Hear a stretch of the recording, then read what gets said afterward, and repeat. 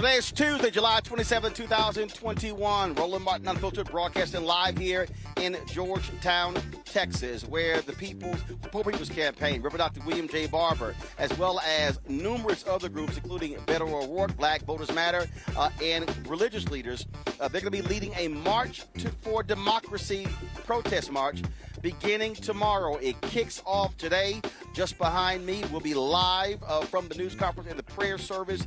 They begin tomorrow at 8 a.m. Eastern. We'll be broadcasting all week live right here on Roland Martin Unfiltered. Also, today on Capitol Hill, explosive testimony from police officers explaining the white domestic terrorists who were attacking the U.S. Capitol, calling black officers the N-word. It was a stunning day. Republicans are trying to blame Speaker Nancy Pelosi. Nope. This one is on them. Also going to be joined by two mayoral candidates, one out of Buffalo, one out of Mobile, Alabama, as black mayors try to move forward black politics in leadership. The National Council of Negro Women and attorney Ben Crump have filed suit against Johnson & Johnson for deliberately selling powder, that's right, baby powder that got black women sick. We'll tell you about this particular lawsuit. Also on today's show, two Atlanta cops have been suspended without pay as they're caught on video viciously beating a black woman. Plus, in our Next Door Marketplace business segment, or Marketplace segment sponsored by Next Door, we'll talk with a sister who, the creator of Sistahs in the Business Expo. Folks, it's a jam-packed show. It is time to bring the funk in this Texas heat right here on Roland Martin Unfiltered. Let's go. He's got it. Whatever the miss, he's on it. Whatever it is, he's got the scoop, the fact, the find. And when it breaks, he's right on time and it's rolling. Best believe he's knowing. Putting it down from sports to news to politics. With entertainment just for kicks, he's rolling. It's on go, y'all. It's Roland Martin, yeah. Rolling with Roland now. He's funk, he's fresh, he's real, the best, you know he's Roland Martin now.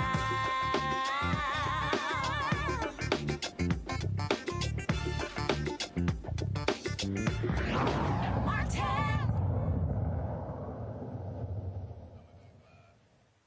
Hey folks, Roland Martin here, broadcasting live in Georgetown, Texas, where religious leaders, Rev. Dr. William J. Barber, Rev. Jesse Jackson Sr., many others with the Poor People's Campaign and a litany of other organizations, they are here to kick off a March for Democracy.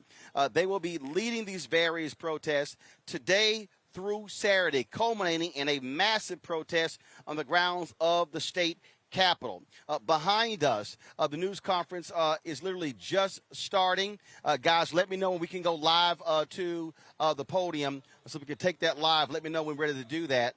Reverend Dr. William J. Barber, Reverend Freddie Haynes out of Dallas, Reverend James Dixon out of Houston.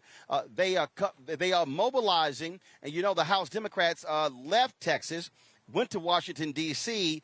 To keep Republicans from this state from passing a destructive voter suppression law. We are seeing this happening all across the country where Republicans are doing this. Well, here they are mobilizing. They are expecting thousands of people to participate in this march on Saturday. What they're doing, though, is every single day they will be actually marching each day from Georgetown, Texas to Austin, Texas. We're about 26 miles from the core of Austin, and they'll be marching each day on the way. So tomorrow it'll be from Georgetown to Round Rock. The next day, Round Rock, Texas to North Austin, and then North Austin into the city. Are we ready to go to the podium? All right, folks, so let's do this here. So let's go live to the podium right behind us where they are announcing the kickoff of this March for Democracy here in Texas.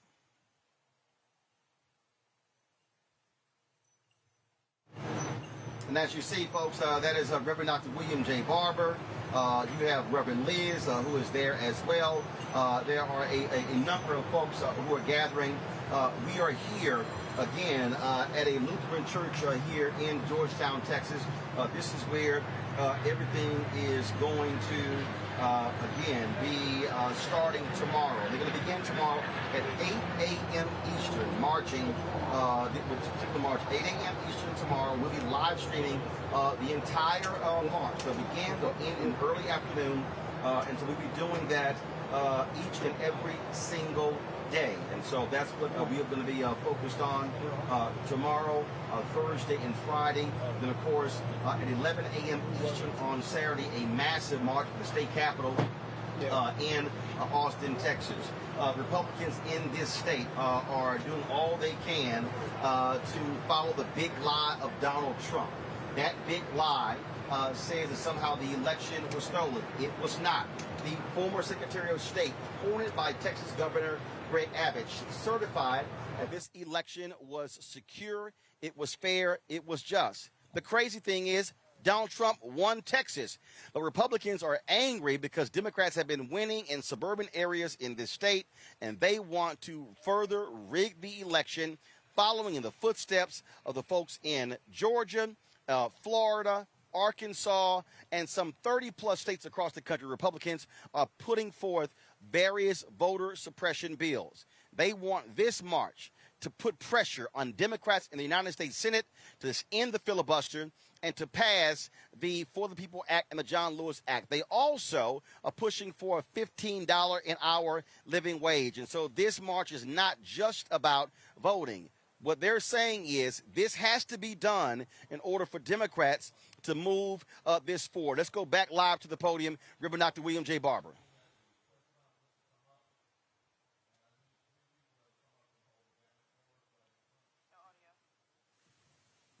Come up at this time. We got our 3 tri-chairs.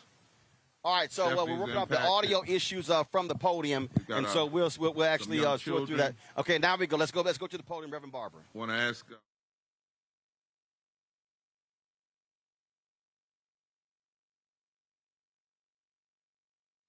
You could hold the banner right.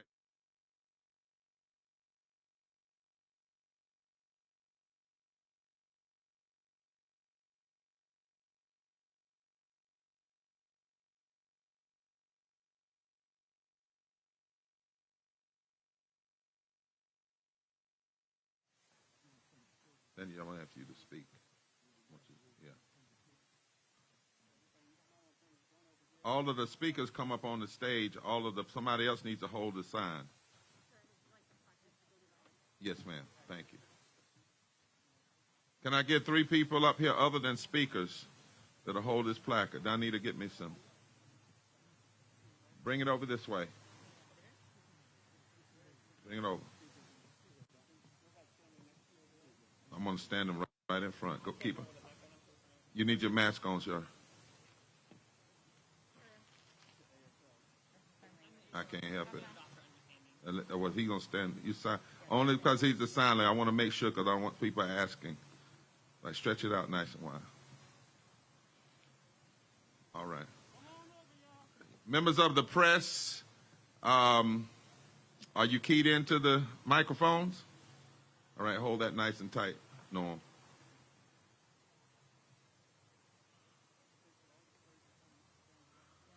We can invite other people that want to come. We do our press conferences. We don't like people to stand at the podium by themselves. So I know it's a little warm, but come on up, audience. We really rather you be in the press than sitting out as the audience because we're all one family. And so grab a placard, pass people a placard. Where's my brother from the United Methodist Church I was with on Sunday? Hey. There he is. Come on down around, Doc. Now, some of these preachers, I'm going to call on y'all. Don't be, like they used to do in church when they call on the deacon to pray. So I know you're ready. Hey, try not to get in the way, bro. No, you come on here. And we need diversity shown. Black, white, brown, native, fat, skinny, somebody said, young, old. This is a people's thing. And if you hold your placards up so the media can be clear what our messaging is, we want folk to know. So hold them up right in front of you. We need some placards over on this side real quick. Come on, team. Y'all are beautiful down here. Look at you, look at you. All right.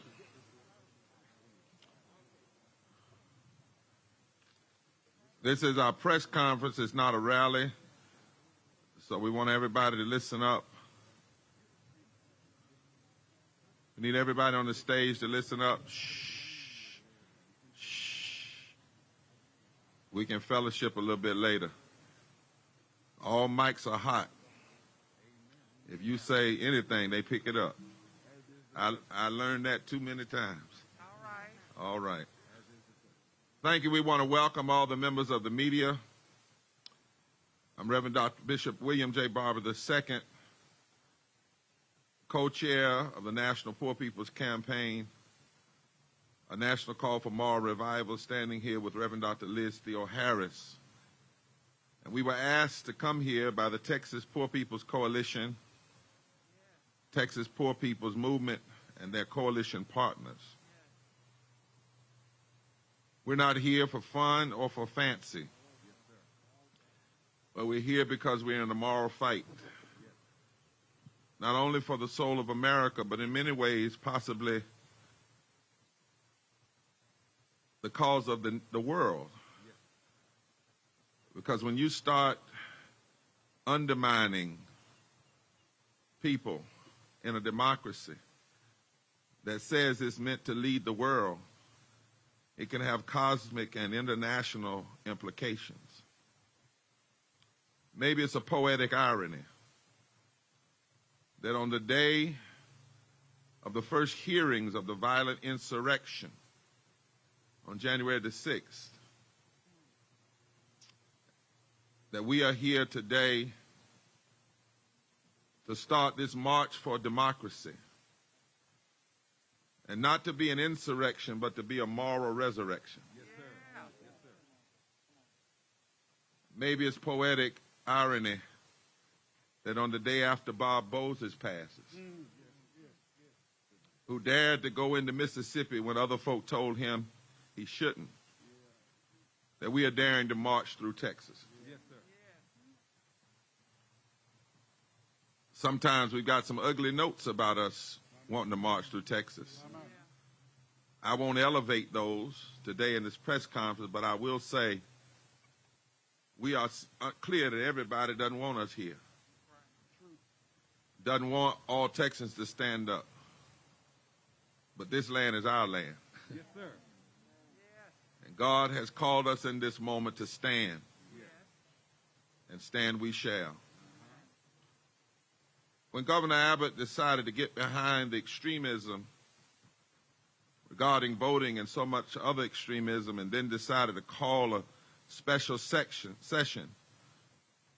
to push the legislature to do something that really is wrong, he became the latest leader and the devotee of the political insurrection that's being mounted after the violent insurrection. See, January 6th was a violent insurrection. But now what we're seeing across the country is an attempt to engage in a political insurrection. Because what Republicans are trying to do, and let me say extremists, because I don't even call some people now Republicans, because my granddaddy was a Republican, but he was an Abraham Lincoln Republican. An Eisenhower Republican. There's something different here. And what we see happening here is happening all over the country. And Texas is like the canary in the mine. And that's why we're in Texas, just like Alabama was the canary in the mine in 65. Texas is the canary in the mine in 2021.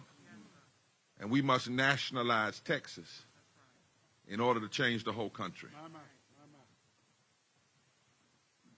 What they're trying to do here has already been done in 18 states, according to the Brennan Center.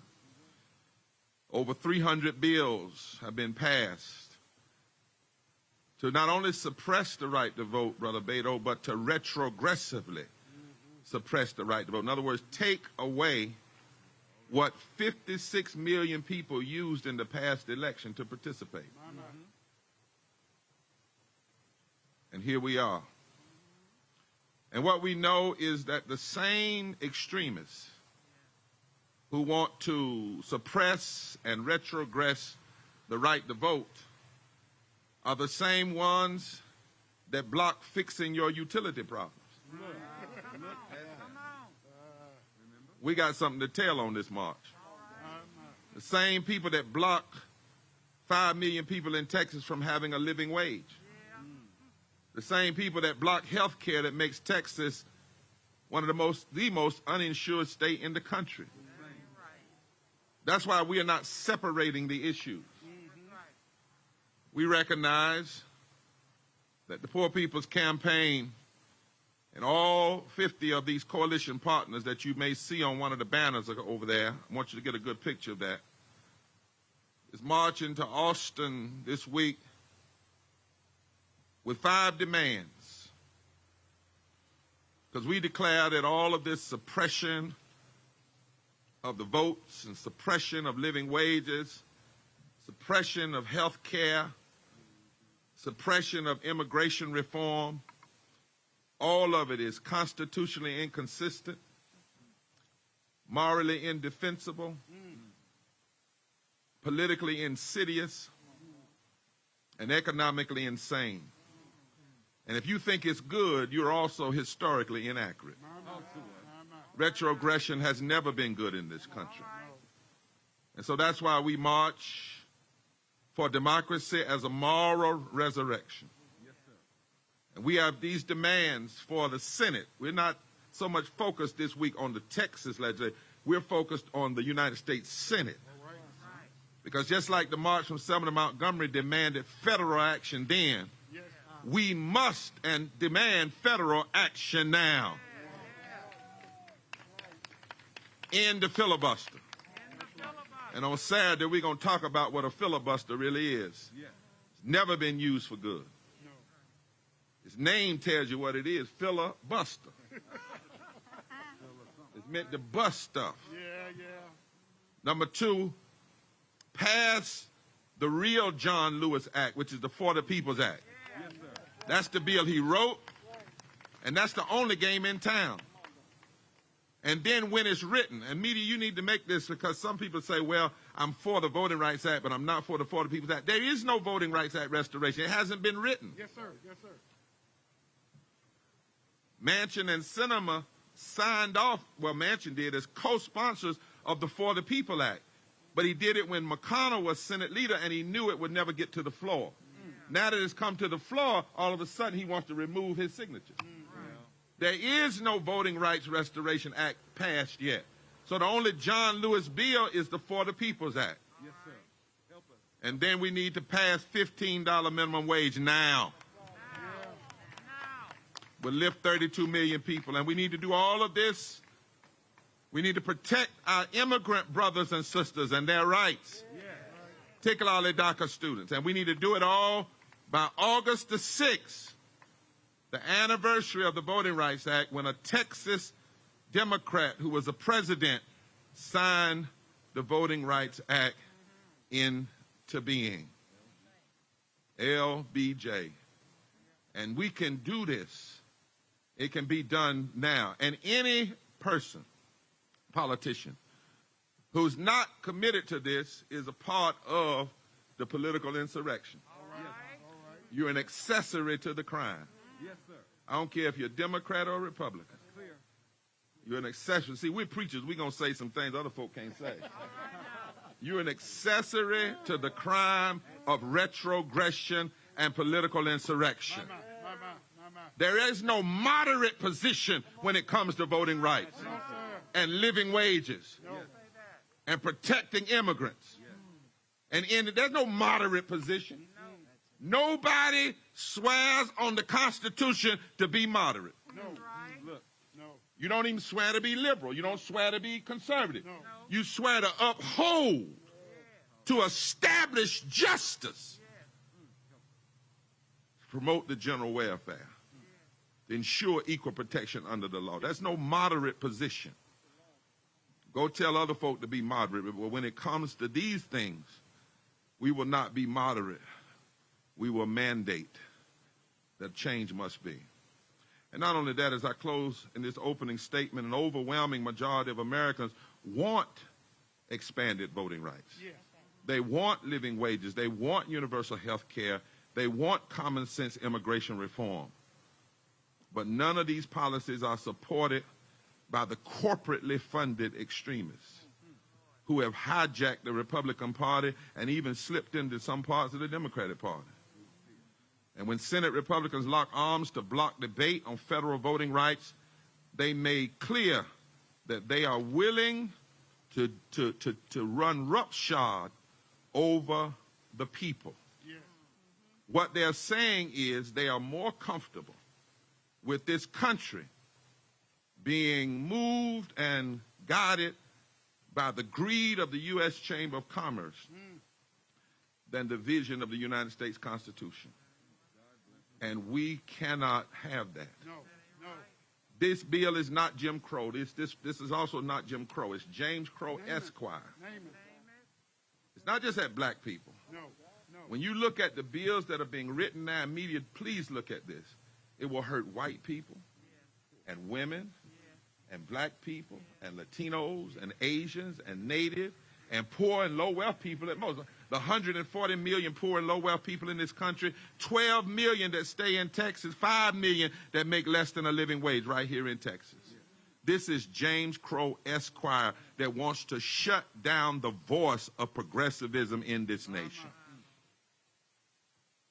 And whoever it is, Democrat or Republican, if you stand for this kind of retrogression and suppression, you are threatening not only the existence of a party, Republican or Democrat, you are threatening the existence of the democracy and the possibility of America. Now, some so-called Democrats say they don't want to push forward, you know, even though we use 51 votes to put Supreme Court justices on the bench for life. You mean tell me we can't use 51 votes to save the life of the democracy? Yeah. Something wrong with that. Yeah. And some Democrats are saying, well, we don't want to push forward because if we pass this and the Republicans take over, they might overturn everything. Well, first of all, maybe if you pass things, they won't take over. Talk to me. Why do you have to have a losing attitude? Why is your attitude, if I do right, I'm going to lose? Come on, Bishop. Why don't you just do right? Yeah. But then more importantly, that sounds like what folk actually told the abolitionists. Don't push too hard because the slave masters might get madder. There you go. Or they told LBJ that. Don't you sign that. Because if you sign that, then the extremists are going to get. But he did what was right. Right. And the right time to do right is right now. The Poor People's Campaign and our allies in Texas are clear that this is not a time for compromise. It's a time to end the filibuster. It's a time to fully pass every provision of the Voting Rights Act. Of the For the People Act. It's time to be prepared to pass the Voting Rights Act Restoration Act when it is ready. It's time to pass $15 minimum wage. And it's time to protect our immigrant brothers and sisters. And it's time to do it right now. And if we don't, we fail those who will come after. And if we do not stand and demand now, then we are unworthy of the inheritance of Sister Ames from Georgetown, a white lady who stood against the Klan in the 1930s. We are unworthy of the legacy of Fannie Lou Hamer and Dr. King and Rabbi Heschel and Rosa Parks and William Lloyd Garrison, the white evangelical in the 1800s that was an abolitionist, and Frederick Douglass. We are unworthy of those 3 young men, one black, one Jew, one white, who were killed down in Mississippi. We are unworthy of the legacy of Bob Moses. We are unworthy of all of the people that came together to push this nation forward. And they did it with less. They did more with less. We will not do less with more. We have more than they have, and we will fight harder in this moment. But going backwards is non-negotiable. At this time, I'm going to ask our three tri-chairs to come. Each person will come and for a minute and a half and make remarks, and then we'll take questions from the media. So at this time, Stephanie, and Danita will come. And because she's moved to Texas recently, Danielle, and she has roots in Mississippi, we're going to ask her to come as well with at least a 1-minute comment. Would you all come at this time?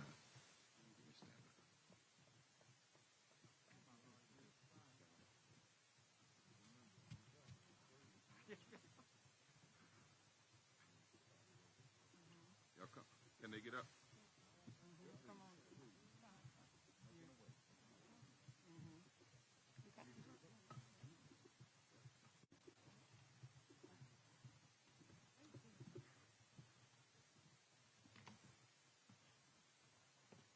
Thank you all for being here today. I am Danita Jones, a co-chair of the Texas Poor People's Campaign and also an impacted person. We are here to announce that a moral reckoning is upon Texas.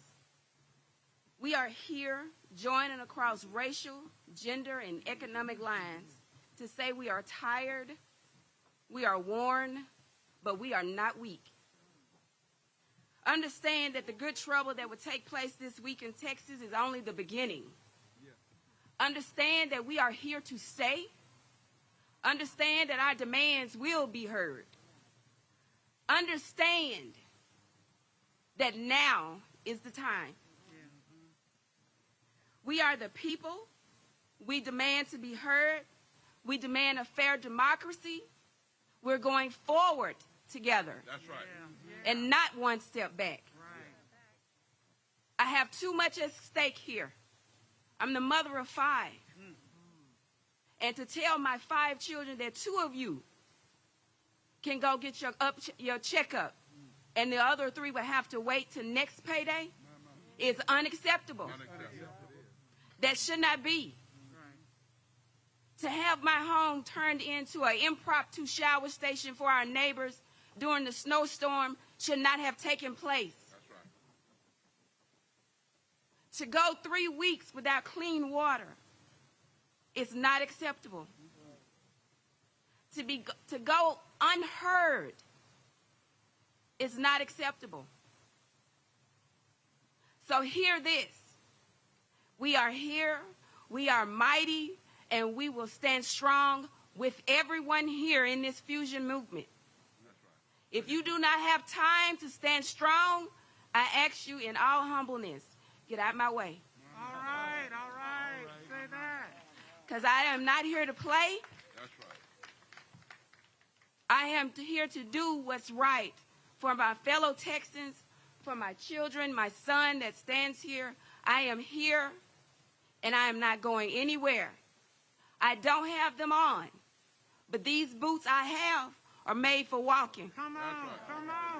Yeah.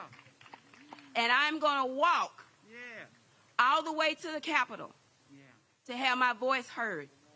Amen. Thank you. Thank you. Beautiful.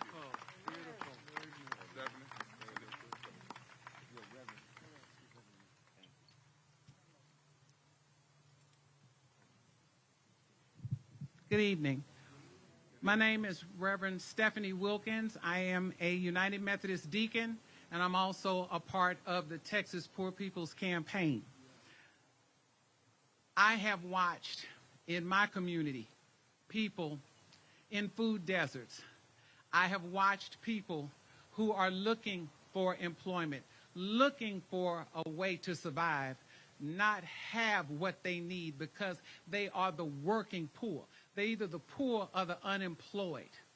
I have been on many phone calls when people are distressed because they don't know how they're going to make it, how they're going to live, how they're going to pay their bills. Then we have the pandemic hit, and it hurt a lot of us, but it hurt the poor and the unemployed even more so.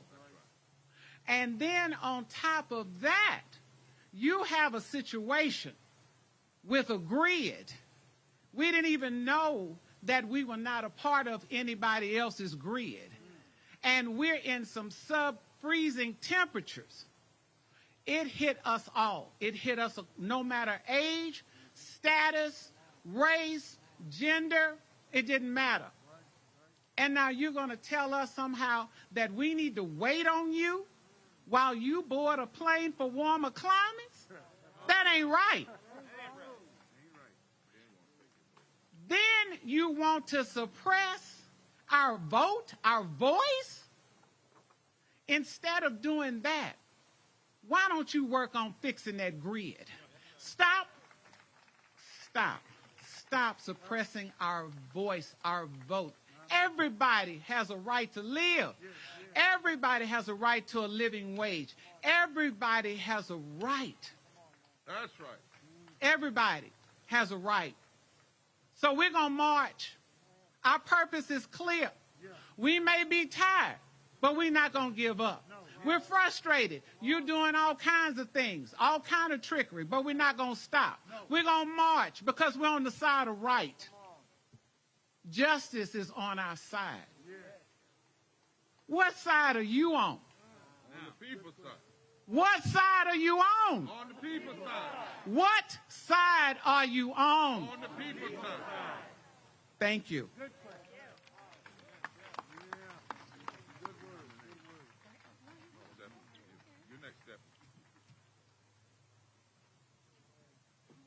Hi, everyone. I'm Stephanie Swanson. I'm a tri-chair of the Texas Poor People's Campaign. I'm going to keep mine a little shorter. This march is a proud moment for our state and for our community. We are honored to walk alongside one another, people from all faiths, creeds, races, and religions. We hope to send a very clear message to Congress that these voter suppression bills that are being passed in states across the nation have a deeper meaning than just the franchise. This voter suppression is preventing Texans from accessing health care. They're preventing them from accessing affordable housing, living wages, and decent schools. This voter suppression is actually a form of economic oppression that has kept 12.6 million Texans in low wealth and poverty, and that was before the pandemic. And when the governor vetoed the legislator's budget, he sent a clear message across the state that he cares more about the culture wars than he does about the health and well-being of his constituents. These voter suppression bills cannot be stopped at the state level. We must have federal action to break down these barriers to the ballot box. We must have federal action now so we can shift the moral narrative and improve the lives of all Texans. That's right. Thank you.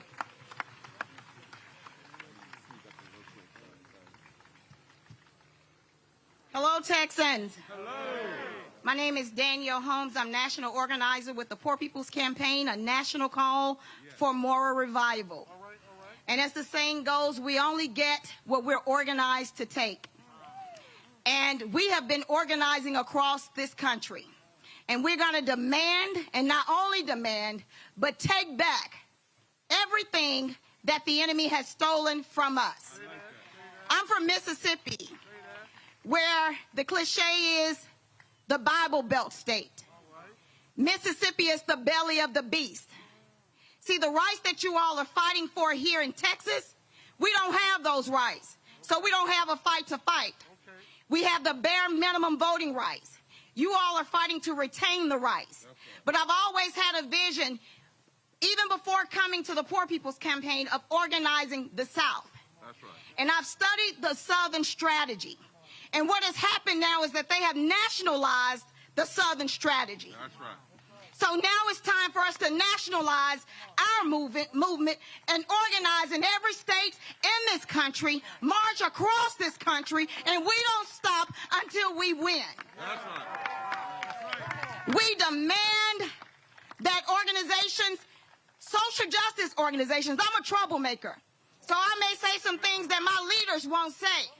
But I'm here to tell you personally that I'm going to challenge every organization that says that look like us, say that they represent the people, but are going behind back doors, compromising and making deals. Not only must we challenge lawmakers that are blocking us, but we must challenge every organization that does not stand on the side of right and in the best interest of our people. We're here to fight, and we're going to fight like hell. That's right. We thank God for our 3 tri-chairs, our national co-chairs, and ain't much she gonna say that I won't say and we won't say. Because the truth is just the truth. Yes, sir. And we want the media to get this. If you notice how we're not just talking about the voting, we're connecting the dots. Correct. All week long, we're going to connect it. Dr. King connected that at the end of the Selma to Montgomery March, he said that the great fear of the Southern aristocracy and the greedy was when the Negro masses and the white masses joined together and vote in ways that changed the economic architecture of the country. Yes, sir. He said that's why there was such an issue with the Voting Rights Act, and that's why there was such an issue with suppression. It's not just about skin color, it's about power. Yes, sir. And money. And who gets what, when, and where. And we're going to be very clear about that. That is why we have no compromise in the filibuster. Pass the full provisions of the For the People's Act. When the Voting Rights Act is ready, restore it. Pass 15 and protect our brothers, immigrant brothers and sisters. Do it now. It's a shame and disgrace that in a week we'll be 56 years after the Voting Rights Act of 65, and we got less voting rights today than we had August 6, 1965. Somebody say that's a shame and a disgrace. Now we've got some Latinos, young people, who want to make sure that they're clear on how we're united. We want to invite them to come up. And those of you that are in the back, if you want to come on around, I know it's warm, but you want to join us and get in a little tan, come on around so the cameras can see you too. Come on, young folk, where are they? Let's give them a big hand. Are they here? Behind you. Come on. Yeah. Come on.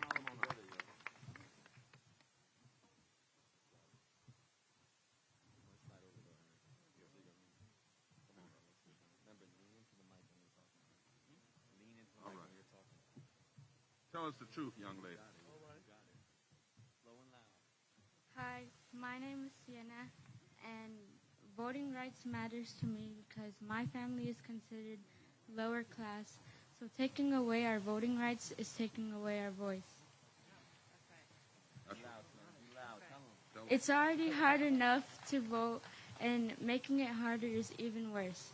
My stepdad has to work a hard job, and my mom has to take care of her 2 kids at home, which makes it harder to vote, meaning 2 less votes and 2 less opinions.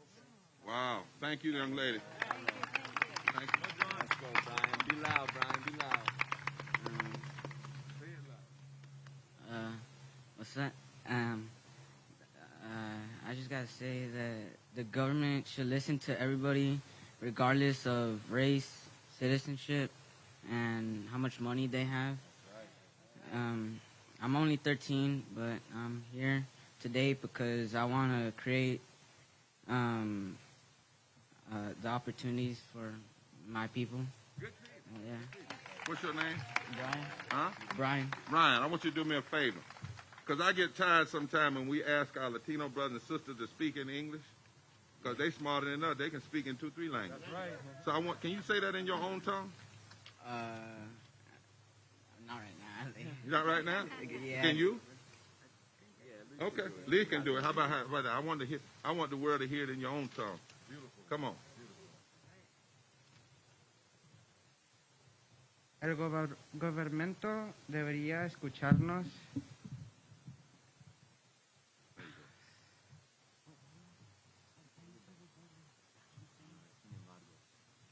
In Georgetown, Texas. This is the kickoff news conference of the Poor People's Campaign, March for Democracy. And so they're having this particular news conference here. And so we're going to keep monitoring. This is going to be a prayer service after this. I want to bring in my panel right now, Faraji Muhammad, radio host and TV host, Teresa Lundy, principal and founder of TML Communications, and also Mustafa Santiago Ali, with the former senior advisor for environmental justice with the EPA. Mustafa, I'll start with you. what this is about, what this event is about, this week is about, is continuing to put the pressure on Democrats in the United States Senate to move on the issue of voting. And so they want to dramatize this. And so this is really sort of a recreation, if you will, or a taking off of Selma to Montgomery. So Georgetown, Texas, is about 24, 26 miles outside of Austin. And so they're going to have a daily march to Austin, culminating in a massive rally at the state capitol on Saturday. And it's also using it as an opportunity to mobilize and organize people in Texas, something that, frankly, the Democratic Party has really failed to do on a consistent basis. Yeah, well, we know the Democratic Party hasn't invested enough in Texas, although I believe that will change. You know, this is a transformational moment. You know, we've got to get this right. And by humanizing the issue is so critically important, by showing everyday faces of individuals who are standing together in solidarity, you know, black and white and Latinx and indigenous, LGBTQIA, everybody coming together is so critically important, because if you do not win on voting rights, if we don't make sure that the For the People Act is passed, then all these other things that are so critically important, from housing to healthcare to transportation to job creation, will be so much more difficult, especially for those who are often unseen and unheard. So this is the moment, and Reverend Barber and the Poor People's Campaign and so many other organizations are coming together to push and to put a spotlight on these issues. And no better place than Texas to make that happen.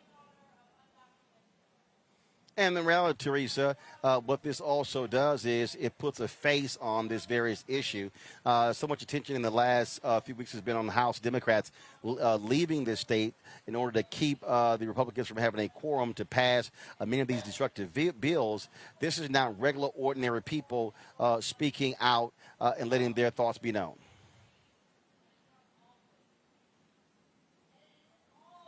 Teresa, you're muted. Absolutely. Teresa, you're muted. We do this every week, Teresa. Go ahead. Absolutely. I think there's a lot of times people also misconstrue when there is just elected officials that is just standing in the camera and saying, you know, this has happened to everyday people, but we don't see everyday people. So when we start to see democracy matters with everyday people, children, from all colors and shades and from all backgrounds and religious aspects, standing to the podium saying, look, this is me. This is who it's hindering. And this is why action needs to be had. So I think there's a lot of opportunity here. I think that is a phenomenal opportunity to do. But I also think there's more that has to be done. But like the People's First campaign, it is just one step of many in order to get to the solution. A lot of people, Faraji, they say these things don't matter. It's, you know, these protests don't matter. But the fact of the matter is they do. They serve a purpose, not only bringing attention to the issue, but as I said, mobilizing and organizing the people because, look, the folks who are fighting for $15 an hour, the folks who believe in these voting bills, they are going to need to turn out in big numbers next year to stop what Republicans are doing. Absolutely. Let me just say this real quick, Brother Roland. I truly appreciate you, and I was just talking to some of our watchers on Facebook. This is for you to, be down there in Texas and to show us that this is a big, big moment. And personally, I've been so inspired to hear from Reverend Barber. I mean, I just love this brother, and I'm so happy that he took the mantle that Dr. King started to give. And I think that it's important that we understand the very foundation of this conversation about his moral resurrection, which is a moral revival. Now, here's a couple of things. When the sister said, we only get what we are only organized to take, I want everybody to just let that sink in for a moment. We only get what we organized to take. That is something that means that this is a time for us to unite, to put away our differences, set aside our egos and personalities, and let us figure out the common cause. And most importantly, identify the common enemy of this whole fight. And I think that's the important part. But there's also another part, which I think we need to just put this on the table. We should not be organizing to appeal to the moral sensibilities of those who don't give a damn about us. But we should be organizing to show this country and the next generation that enough is enough. And so at this point, what I love to see, and I'm so happy to see it right now down in Georgetown, Texas, is the fact that even white people, Latino brothers, our Latino brothers and sisters, folks are saying enough is enough. When they're talking about this moral resurrection, when you're talking about a resurrection, you're talking about, you know, awakening from a state of death into a state of life. And so this country, what this does, it puts the ball in the country's court, in the leaders of this country's court. It causes them, and it will compel them, and I think that the voices of the people of good intention, goodwill, good mind, hearts, and spirits need to grow louder. But what it will do is it will force this country to confront the ugliness of its policies, the ugliness of the leadership, and it will force this country to deal with the ugliness of our history when it comes to voting rights, when it comes to inequities dealing with wage discrimination, and all of the things that we're talking about here. This is what needs to be done. There has to be a moral resurrection. But the last point about that is, if there is a resurrection, how will America deal with the voice of reason, the self-accusing spirit, the voice that is really a very spiritual and divine voice? How will America deal with the voices of Rev Barber? How did America deal with Bob Moses? That's the fight that we need to prepare for. As we're having this fight, there needs to be an army of young people and next generation leaders to get prepared for that fight, because the enemy of our rise is not going to stop right now. They're going to go after the young and the next generation. Folks, it is just so y'all know, this is one of the fans that I got when I was in Ghana. So just let y'all know, it's 90. Just so y'all know, it's 95 degrees out here, but the feel like it's 99. So me being a native, so yeah, it is. It's 6:10 local time here in Georgetown, Texas, and it's 90. Feel like 99 degrees right now. So yeah, that's why we got this fan. I ain't crazy. I want to bring in my next guest. We were going to talk to her about her winning the Democratic primary in Buffalo, India Walton. If she wins the general election in November, she'll be the first socialist mayor of a major U.S. city since 1960. I want to get her thoughts on what we're seeing here in Georgetown, Texas, the mobilization going on, because the reality, India, the way you won, the way you beat an incumbent African-American mayor there in Buffalo who was so upset that you ran, he's now running as an independent in the general, is that you organized. And I keep saying this, and I keep telling people constantly, look, you can change things in this country if you organize and mobilize. That's how many folks have come into office. Yeah, am I supposed to talk now? Yes, you are. Okay, great. So that's exactly what we did. We organized. I am an organizer, and after the murder of George Floyd last summer, we saw uprisings and young people, young, old, black, white, in the streets really protesting injustices.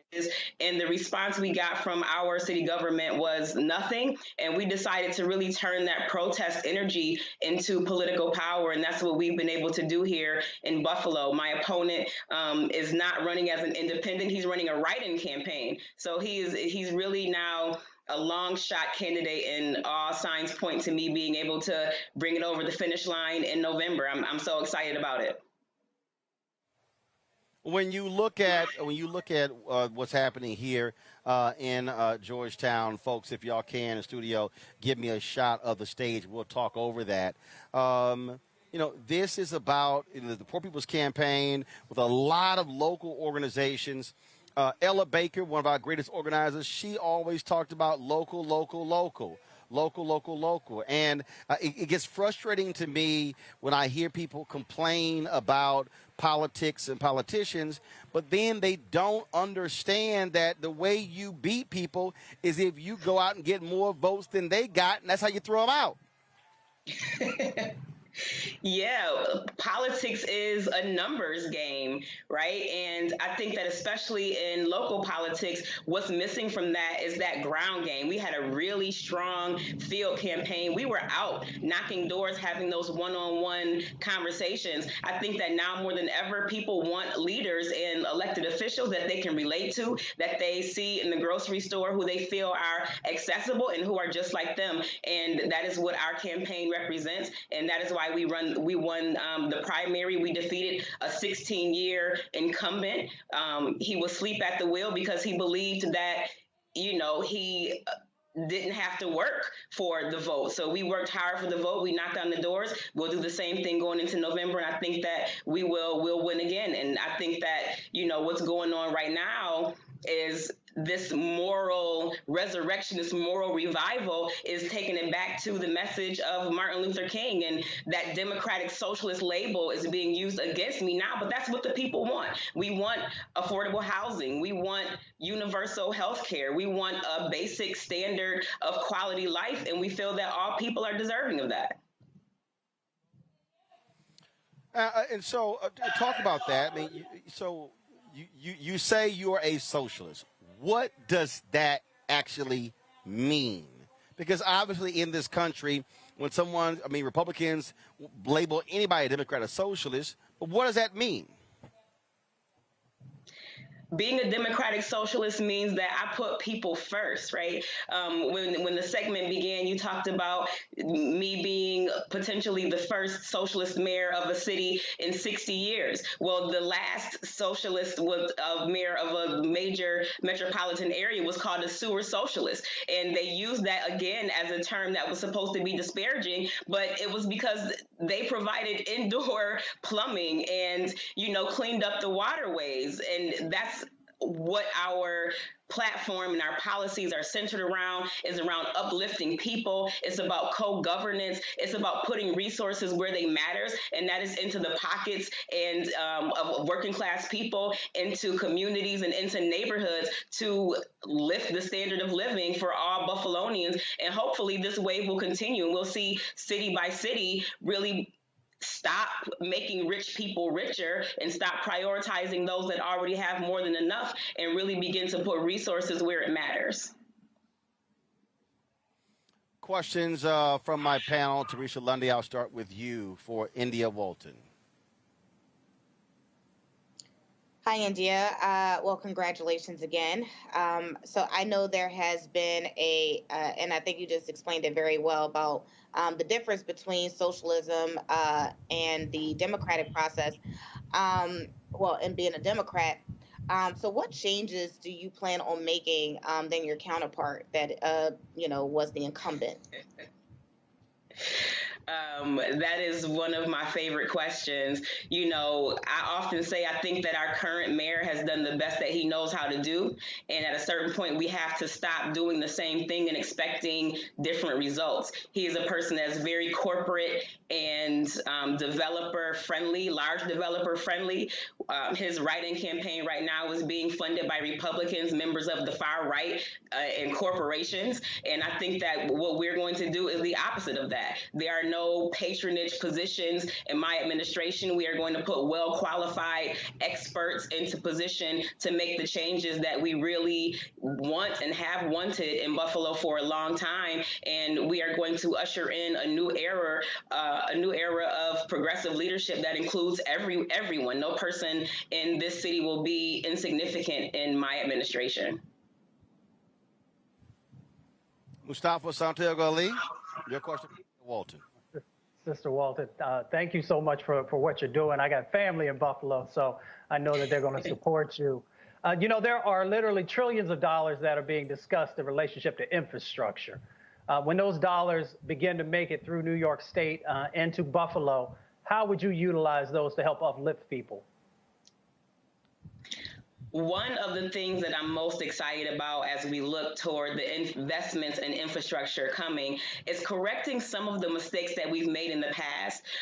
Just like a lot of other mid-sized cities, we have a scar riding down the middle of Buffalo's east side that's primarily occupied by poor people and people of color, and it's called the Kensington Expressway. All over the country, we've seen these highways be put through neighborhoods that cleave them, that have made horrible health outcomes, increases in asthma and heart disease and chronic obstructive pulmonary disease. So I'm looking forward to finding a solution to removing the Kensington Expressway in Buffalo and restoring our beautiful parkway with green space and neighborhoods, and restoring the fabric of the East Side neighborhood in the city of Buffalo.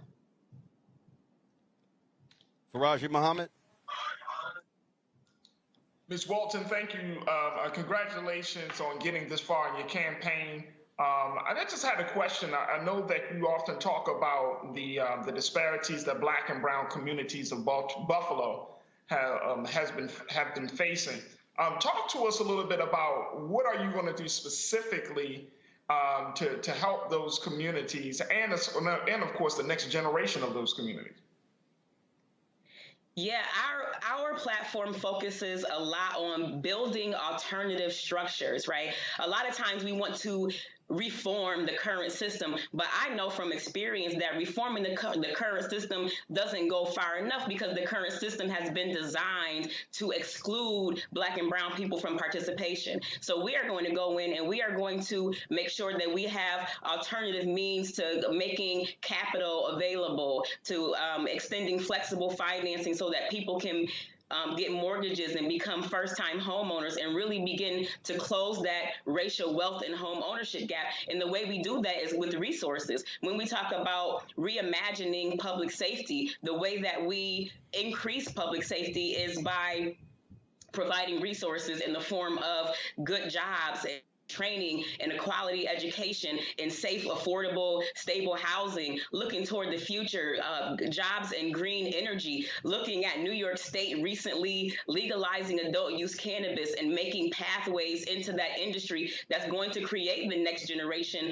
of millionaires, and really have an eye toward creating not only generational but community wealth, so that people, especially Black and Brown people here in Buffalo, and poor people and working class people that have been left out of the systems and processes for so long, now have a sense of pride in where we live, and we continue to build from there. And I believe that when the least of us does well, we all do better, and that's what we intend to do as an administration. All right, India Walton, the Democratic nominee for mayor of Buffalo. We certainly appreciate it. Thanks a lot. Thanks for having me. Thank you very much, folks. Let's now go to Judge Karlos Finley. He is running for mayor of Mobile, Alabama. Judge Finley, glad to have you on Roland Martin Unfiltered. Great to be here, Roland. Thank you. First and foremost, what is your goal if you are elected mayor of Mobile, Alabama? Well, we need a more safe city, Roland, first and foremost. We have more homicides this year to date, than we've ever had in the history of our city. In fact, we're up to 34 now. They may not seem like a lot for larger cities. For a city of our size of 186,000, that's a lot of violent crime. Our robberies are up, our assaults are up as well. Last year, this time, we were right at 20 homicides. And we understand that that's, unfortunately, a track that's going across the country, but we want to lead for once in Alabama, as opposed to coming up to the rear. Economics obviously is an issue for Mobile. What's the percentage of African Americans who live in Mobile, Alabama? So we're a city of 52% African American, 7 other minority races, and 41% white. And of course, unfortunately, like many cities in the South, there's a terrible wealth gap between minorities and females in our city, even though we are a majority African-American city. So we've got to work towards that end. Fortunately, as a city, Mobile came through the COVID-19 era fairly well because most of our economy is based on our industry and our waterfront. We make planes here, we make ships here. So those things didn't necessarily stop. And then our sales tax, which is the largest base of our taxes here in Mobile, went well because of the people who were going to grocery stores, big box stores, and we have a 10-cent sales tax that primarily finances our city government. So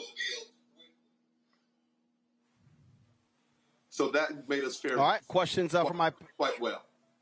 Okay, questions from my panel. I'll start with you, Mustafa. Judge Finley, good to see you. I'm curious. You know, we have places like Africa Town, which was founded, you know, by folks who came across illegally enslaved and built that community, which is 3 miles right there next to Mobile. These smaller areas, how will you help to revitalize them and move them from surviving to thriving? So Africa Town is a great challenge as well as a great opportunity for our city. I'm actually president of the African American Heritage Trail here in Mobile, and we've been giving tours of not only Africa Town, but all of the other areas where African Americans have made significant contributions to our city. So Africa Town, as you stated, is the landing of the last slave ship, Clotilda, to come into the United States. Indeed, an illegal act. We are looking at how we can make that a transformative part of our city through our tourism industry. You may be aware of the Legacy Museum that's in Montgomery, as well as the Civil Rights Institute in Birmingham. Both of those two attractions attracted more people to the state of Alabama from outside of Alabama than our beautiful sugar white beaches. And that's a testament to how strong and how powerful the cultural heritage and ecotourism aspect of the tourism industry is. Cultural and heritage tourism is the fastest growing segment of the tourism industry across our country. We recently had a visit from Costas Chris, who is the father of ecotourism here in Mobile, and we were able to give him a tour. And along with developing our riverfront, we see those as areas that will not only boost Africa Town, but boost the entire city of Mobile. Africa Town is an amazing story, and it's like none other across our country. And fortunately, we've been telling that story. When I say we, I mean the Dora Franklin Finley African American Heritage Trail since 2005. So we've been giving cultural and heritage tours for the city of Mobile since 2005, and we're poised to take that to the next level. Next question for Raji Muhammad. Judge Finley, thank you so much for being with us today. I wanted to get your take on when the Brookings Institute put out a report about manufacturing, how the city of Mobile must address racial equity in the manufacturing sector. Talk to us a little bit about, I mean, you talked about making planes, building planes and ships in Mobile, but talk to us about the manufacturing sector. What is being done to uproot that racial inequity that exists in Alabama? And everybody knows, I think we all are familiar with that Alabama is probably one of the hottest spots in terms of racial injustice in this country.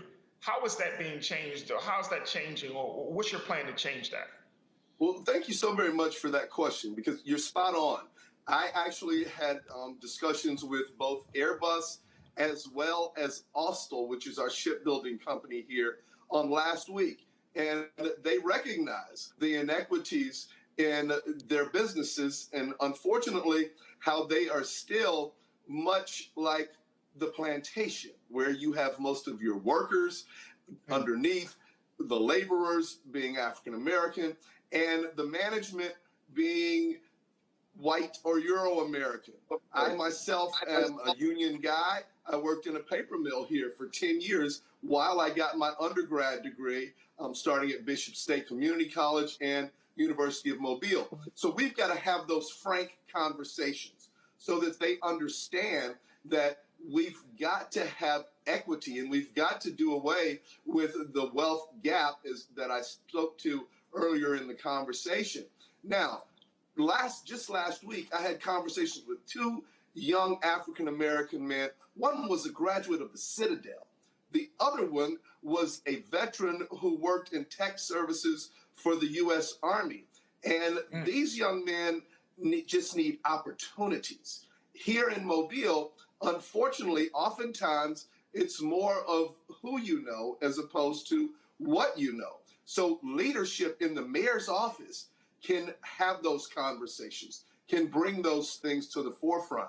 We've got a community college here who's developing workforce in industry, and we've got young people who are willing and able to serve in those positions. Unfortunately, we lose so much talent every year to cities such as Atlanta, Nashville, New Orleans, who are right around us, and we need to work to maintain that talent, because at the end of the day, the city as a whole is losing when we lose our homegrown talent to other cities. And we can see that those cities are in many ways thriving. And so we must have those conversations. It takes leadership that's willing to have those conversations, and ensuring that the leaders of those companies understand the importance of diversity at every level of their company.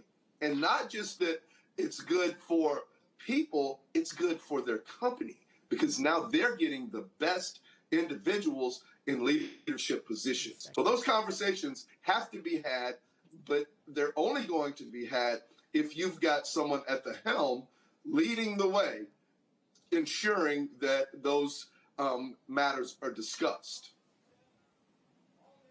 All right, then. Judge Karlos Finley, running for mayor of Mobile, Alabama. We appreciate it. And that's a very smart color combination you're wearing today. Yes, sir, brothers. This week, we will be celebrating 82 years of Beta Omicron Lambda chapter of Alpha Phi Alpha right here in Mobile, Alabama. Well, Mustafa is a fellow Alpha, so we certainly appreciate you rocking the crest. Thank you so very much. Good luck in your race. Thank you very much. I appreciate it. All right, folks, got to go to a break. When we come back, breaking news out of Los Angeles. Ed Buck, the white Democratic donor accused of giving drugs that led to the death of two black gay men, found guilty. We'll tell you more about that when we come back, broadcasting live from Georgetown, Texas, where the kickoff of the March for Democracy protest is happening as we speak. We'll be back in a moment. With us right now as they fight the good fight in Washington, D.C. So, look, I close with this. In a government, if it truly is of, by, and for the people, in this great democracy, there are no sidelines. There are no grandstands. There's no paying witness to what's happening right now. You are in this fight, or all of us will be out of it. So I encourage you to join us on this march, and most importantly, be with us in front of the state capitol this Saturday, 10 a.m. Will you join us? Yeah. All right. Good to be with you. Thank you, Bishop Barber. Yes, sir.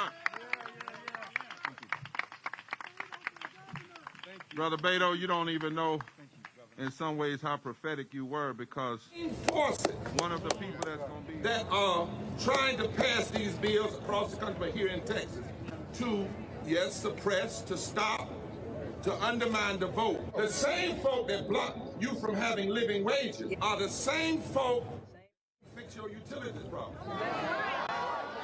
In this time, when our voting rights are under attack and economic justice is being denied, we're launching a season of nonviolent moral direct action to demand four things by August the 6th, the 56th anniversary of the signing of the Voting Rights Act. Number one, end the filibuster.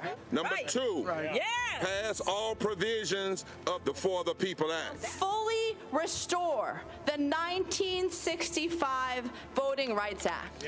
And number four, raise the federal minimum wage to $15. Pass the For the People Act. That is the last best hope for voting rights, not just in Texas, but Georgia and Florida and about a dozen other states. Pass the John Lewis Voting Rights Bill and the For the People Act. Let our people vote The Latinx community is the rising electorate in Texas, and our representatives are threatened by these shifting demographics. Our pathway to citizenship, to a living wage, depend on our access to the ballot. This is not just a black issue. That's right. This is a moral, constitutional, and economic democracy issue. Poverty is reinforced by public policy. And what happens in Texas, as well as in America, we create policies that perpetuate poverty, and then we criminalize the poverty that we create. There's only so much we can take, and it's time for us to stand up and speak loudly against what's happening here. I think in Texas that it is time for a Selma-like. I think we ought to run from Georgetown to Austin. And we ought to come to Austin, but we ain't coming to Austin just for Austin. We come to Austin to save the Washington, D.C. Which side are you on? And don't tell us you can't do all of this. You must do all of this for the soul and the heart of this democracy. Forward together! Forward together! Forward together! Our aides have lost the ability to focus the discipline on the art of organizing. The challenges, there's so many of them and they're complex, and we need to be moving to address them. But I'm able to say, watch out, Tiffany, I know this road. That is so freaking dope.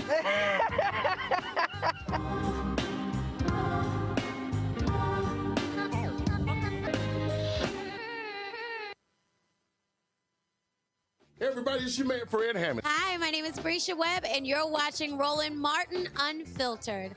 Ow. Well, I like a nice filter usually, but we can be unfiltered.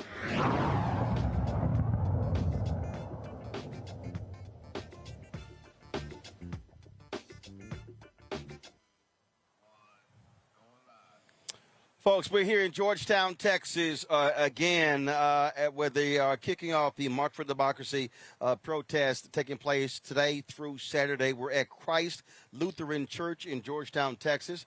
This is where the kickoff will begin tomorrow. More than 100 people are going to be marching literally from Georgetown to Round Rock tomorrow, where they're then decamp. And then, of course, they will then travel another step on Thursday, another step on Friday, then culminating marching into Austin, Texas on Saturday. And so this is the kickoff that's happening right now. There is other news happening across the country as well. We were one of the first national outlets that gave voice to folks like Jasmine Koenig, who was trying to get the attention about white Democratic donor Ed Buck, who would invite gay black men to his home and then feed them drugs.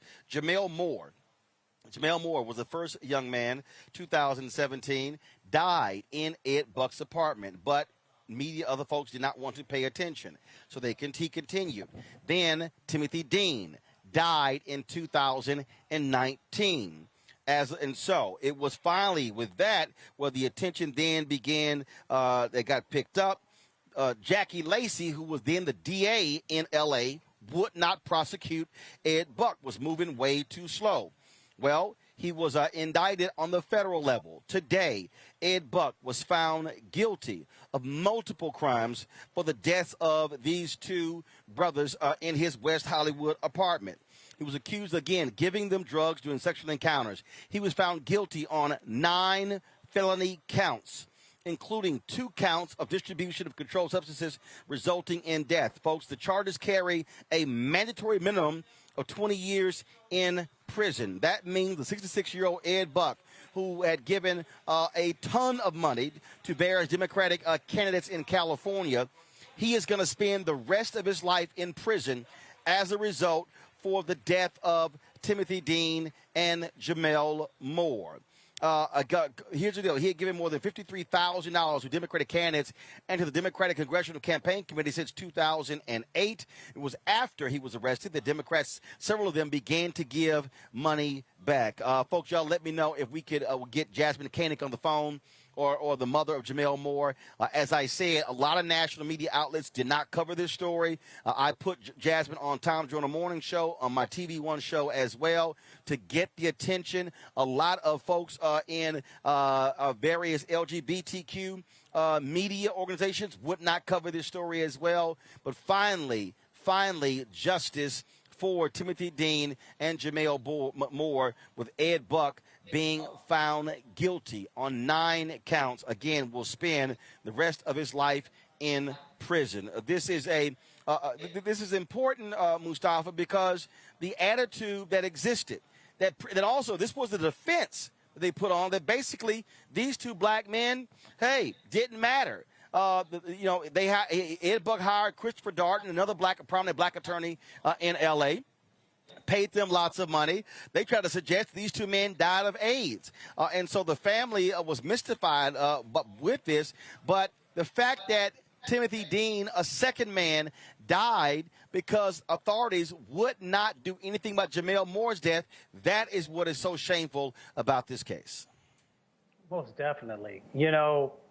It's always interesting that our lives don't seem to have much value to folks. Sometimes not even to the folks that we have supported, and sometimes not even to our own communities, depending on, what our particular affiliations might be, or those types of things.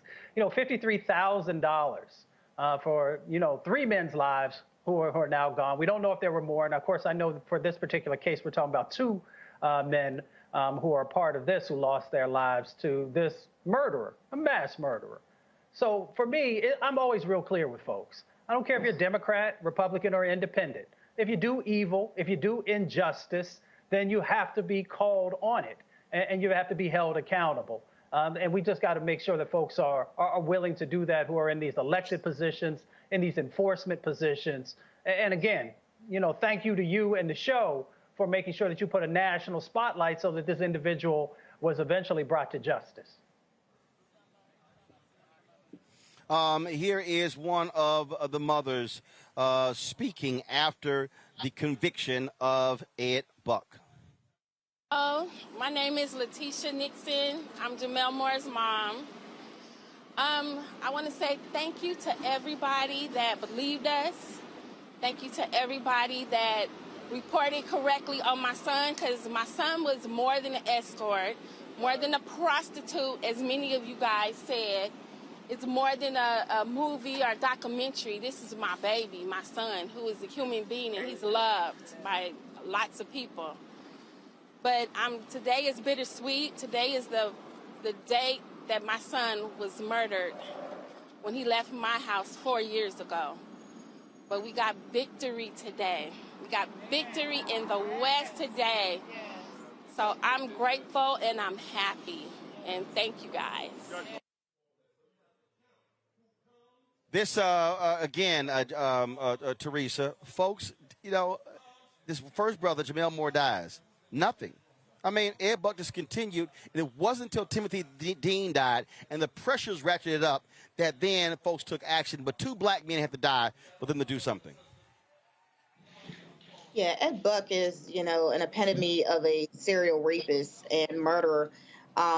Again, for him to either get away with his actions, and then we have to see another strong black woman giving thanks, that justice was served. It's disgusting in itself. I mean, praise to God for her strength. But again, this is an ongoing occurrence when it comes to justice for black people. It's not only, we're getting shot down by cops, for sometimes listening to their direction or getting understanding for their direction, or just for not saying anything. But then, we then have to go into this case and see the evidence that is right before us. And it takes black media news outlets to put this information out there and continuously make sure that justice can get served. Because even, Buck's financial records that was going to congressional elected officials who likely already knew his story way ahead of accepting those financial donations for their campaign. But then even for them to give it back, but not do anything, about it, even when they did get elected, it's just horrible. And again, these are the track records when we start looking at those who want to represent individuals and people. That doesn't mean a specific type of society or a specific type of individual. That means representing all people. And so we definitely have to take a look at those who are in these higher positions. But again, Ed Buck found guilty. I'm glad he's found guilty, and I'm sure everybody else is, but how do we make sure that Ed Buck doesn't exist again? This is also why it's important to understand who is the DA, Faraji, because Jasmine Koenig tweeted this out, and I had to retweet it. She said, where is it? She said, "Dear Jackie Lacey, today Ed Buck, the man you said you didn't have enough evidence to prosecute, was found guilty of 9 counts in federal court. I'm too much of a lady to tell you what I really want to tell you, so I'll let this gift do the talking for me." Jasmine. Black DA and Jackie Lacey, she literally said, not enough evidence to prosecute Ed Buck. Thank God the federal attorneys saw there was enough evidence, and he was convicted on 9 counts. First and foremost, Ed Buck is a savage beast. I mean, just out of the fact of when you start to look at the nature of the crimes that he committed, you really understand that this man is way out of the realm of being a human being. But more importantly, like you just mentioned, I mean, why are we having the conversations like if the evidence is there, he can get prosecuted on a federal level, he should have gotten prosecuted much sooner and much quickly, where 2 black men didn't have to die. But I think something to Teresa's point that needs to be said. People knew the type of individual that Ed Buck was, and they still took his money. Politicians, political leaders.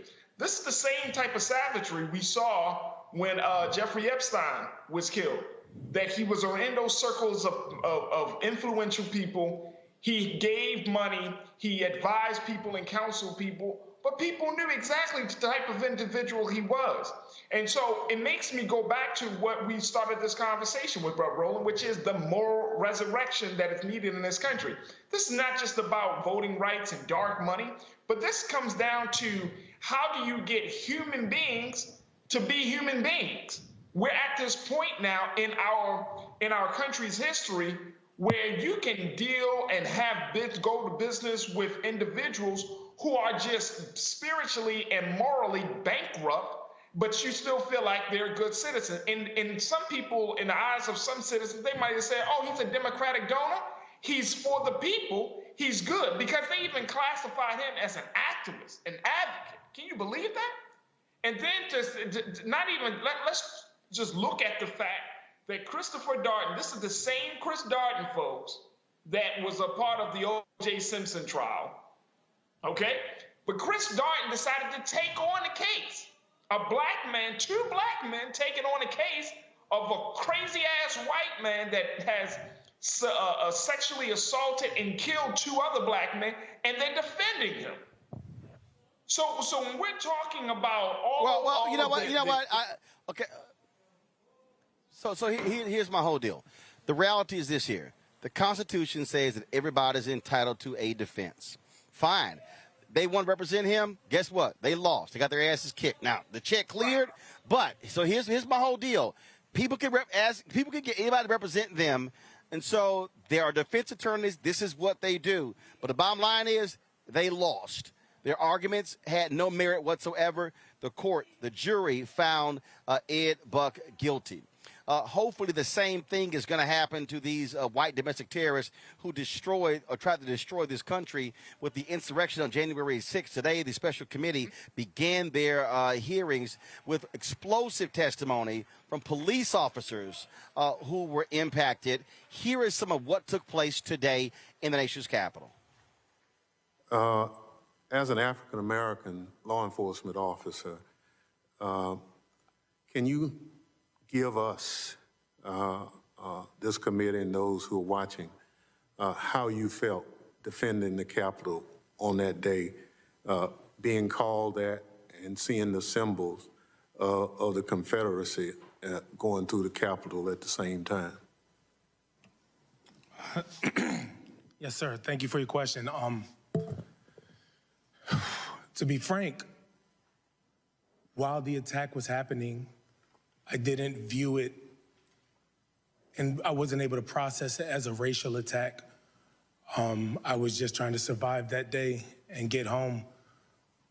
When I did have a moment to process it, I think that's in the rotunda where I became so emotional, because I was able to process everything that happened.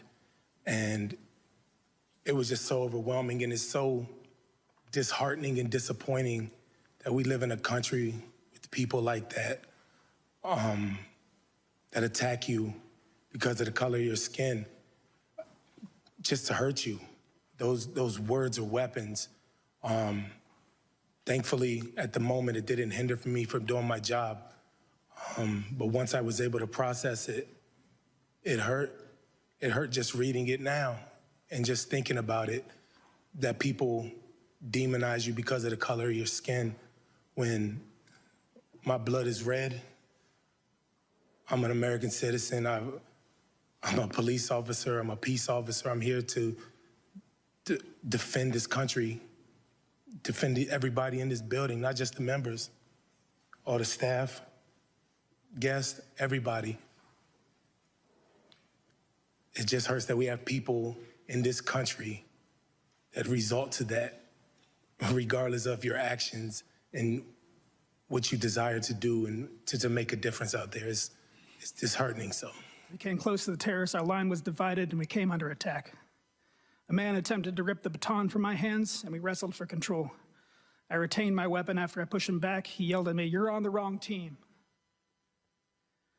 Cut off from our leadership, which was at the front of our formation, we huddled up and assessed the threats surrounding us. One man tried and failed to build a rapport with me, shouting, "Are you my brother?" Another takes a different tack, shouting, "You will die on your knees." I was at the front of our group and determined we had to push our way through the crowd in order to join the defense proper. So I began shouting, "Make way," as I forged ahead, hoping that I'm clearing a path for others behind me to follow. However, as I looked back, I saw that the rest of the group came under attack and were unable to follow. The crowd attempted to physically bar the rest of the platoon from following. I backtracked and started pulling the terrorists off my team from their backpacks and their collars. Around this time, one of the terrorists who had scaled the scaffolding that adorned the Capitol at the time threw something heavy down at me and struck me in the head, disorienting me. I suspect this resulted in the likely concussion I dealt with in the weeks after. Another man attempted to disarm me and my baton. And again, we wrestled for control. He kicked me in my chest as we went to the ground. I was able to retain my baton again, but I ended up on my hands and knees and blind.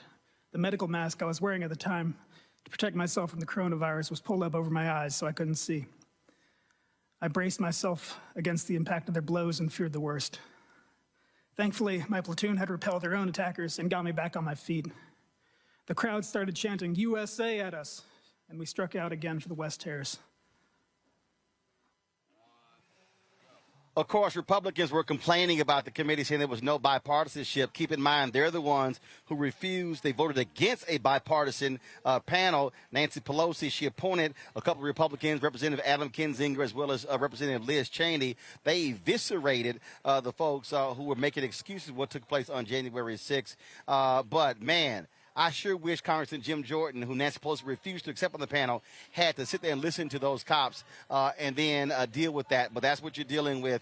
And so great job by Congressman Benny Thomas of Mississippi, who is the chair of the committee. Also, he's the chair of the Department of the Homeland Security Committee. We were going to our panel and discuss this here, but we got to hold tight here. Joining us right now here in Georgetown, Texas, Reverend Dr. William Barber, of course, co-convener, Repairs of the Breach, and also with the Poor People's Campaign. Reverend Barber, glad to have you here. It is I was showing people with the fan. I told them, I said, I play golf in this. I'm used to this stuff, so I came prepared. Yeah, it's hot in Texas, but it's also hot politically, brother. And I'm telling you, now Roland is the cause of all this junk. He wakes me up at night, Doc, we ought to do this, and we think about it. But in reality, isn't it ironic, Roland, that the same day we have the first hearing on the physical violent insurrection on January the 6th, we're here tonight preparing to march tomorrow to challenge the political insurrection and the policy insurrection that's going on all over this country, where these extremists who've hijacked the Republican Party and Democrats, some of them that joined them, want to hold on to the filibuster, want to block the true John Lewis bill, which is the For the People Act, all of the position, want to block the coming, because it's not been written yet, Voting Rights Restoration Act. And then earlier, they blocked a $15 minimum wage, impacting 32 million people, 40% of black people. And now they want to even hurt immigrants. Let me tell you, the people behind us, they are fired up, brother. We actually are being overrun. We had to stop accepting people for the march because of COVID. So what people are doing is they're going to march legs, and then we're going to the Capitol on Saturday. And this march is saying, like Selma did, we have to have federal action. And black folk are saying it, white people are saying it, brown, Asian, Native, poor people, even business people with a conscience, gay folk are all are saying, no. This is what we have to do in this moment. And then, lastly, it's a part of our season, a month long of actions. We were in Arizona yesterday, 27 states in almost 40 some odd Senate offices, Democrat and Republican. We had people sitting in demanding action. And then next Monday after Austin on Saturday, clergy and low-wage workers are coming to D.C. for direct action. We're not playing, brother. And if it doesn't happen by the 6th, we win if it does. If we don't, it intensifies. I talked to Melanie Campbell, Black women. They're going to have another protest taking place on Thursday in the nation's capital. We're going to be live streaming that event as well. And Reverend Barber, the thing that I keep explaining to our audience is that for the people who say protest doesn't matter, these things don't work. Look, you just had Senator Mark Warner out of Virginia finally come out and say he believed in a narrow ending of the filibuster specifically for voting rights. All of these things, the constant pressure, not just on those senators, but also on this White House to get President Biden moving, because the reality is Vice President Kamala Harris and or Vice President Joe Biden should be in Texas, should have come to Texas. You got to go where the people are, what the problem is, as opposed to, just sort of giving, nice speeches. No, you got to mobilize and organize your people. Right, and you got to show in this moment, this is James Crow Esquire. It's not just Jim Crow. Don't let the Republicans get away with just being a binary issue, just black or white. It is race now. Don't ever suppress race. But the racial piece of it also has collateral damage. And then the other thing, I hope to meet with, I got a word about meeting with the vice presidents and some clergy next week. But here's the thing. We have to have federal action. We have to stand strong. If we go in compromising, you're going to get worse. You got to stand strong. Secondly, we've got to say, you're right, to the president, come to Texas and talk to this diverse group. Come to Arizona. Go to West Virginia. You got people that voted for you there. And then go to the well of the Congress, just like LBJ did, and say you cannot fix physical infrastructure while you're letting people destroy the infrastructure of the democracy. It's both and, it's not either or. And we don't need to play the either or game. This is too serious. We need to have people come together, and then we got to connect the voting rights to economic justice and the economic prosperity of the country. A brother was just telling me from Methodist Church, I preached for him Sunday, and he said, Bob, we got to let these folk know.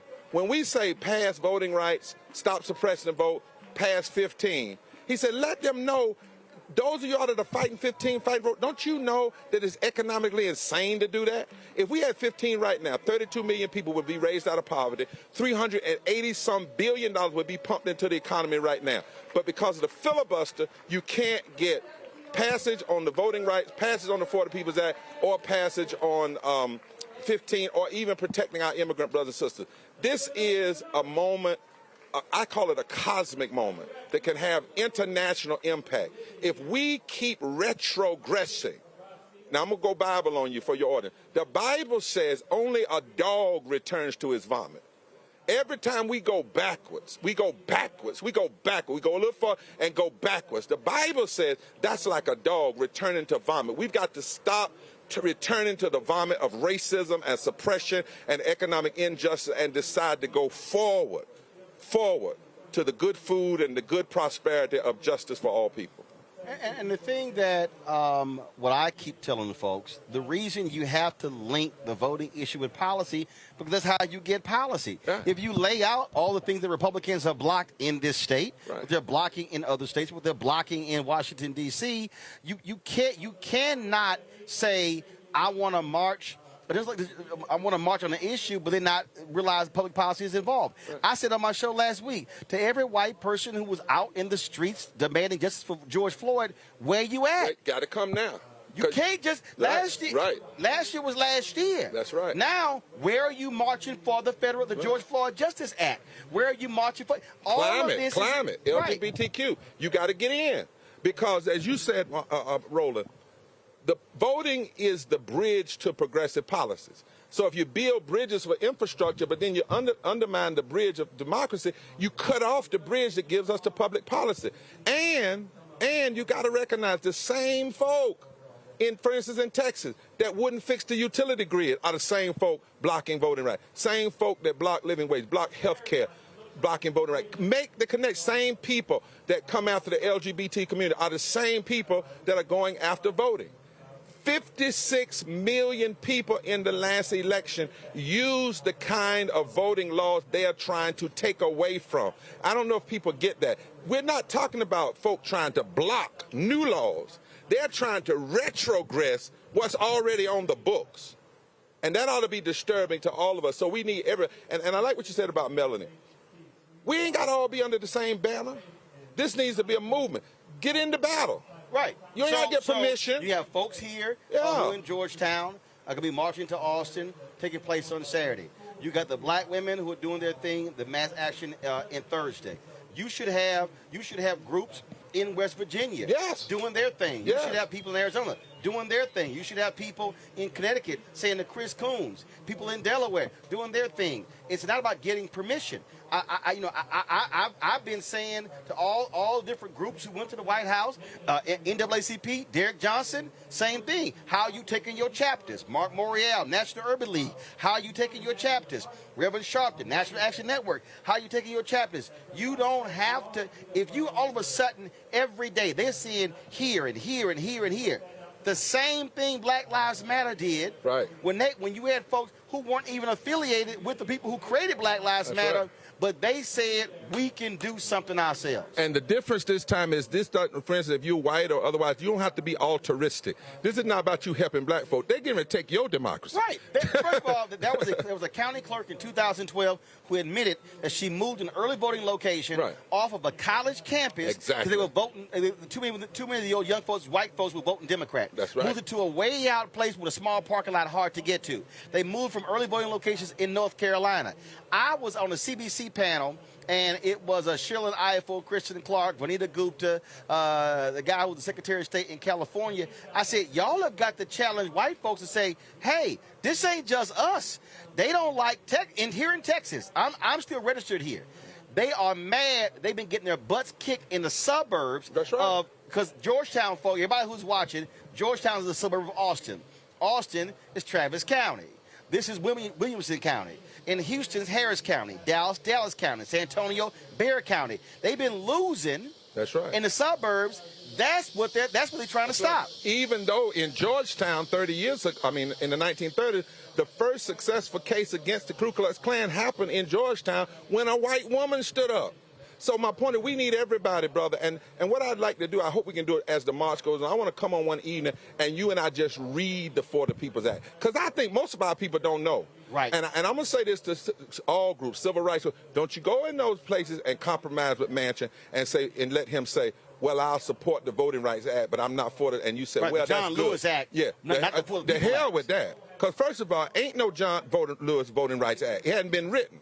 That's the truth. Second of all, the John Lewis Act is the act, the For the People's Act. He wrote that. Right. Okay. Thirdly, the Voting Rights Act won't fix this because these bills are passed. You cannot retrogressively pre-clear.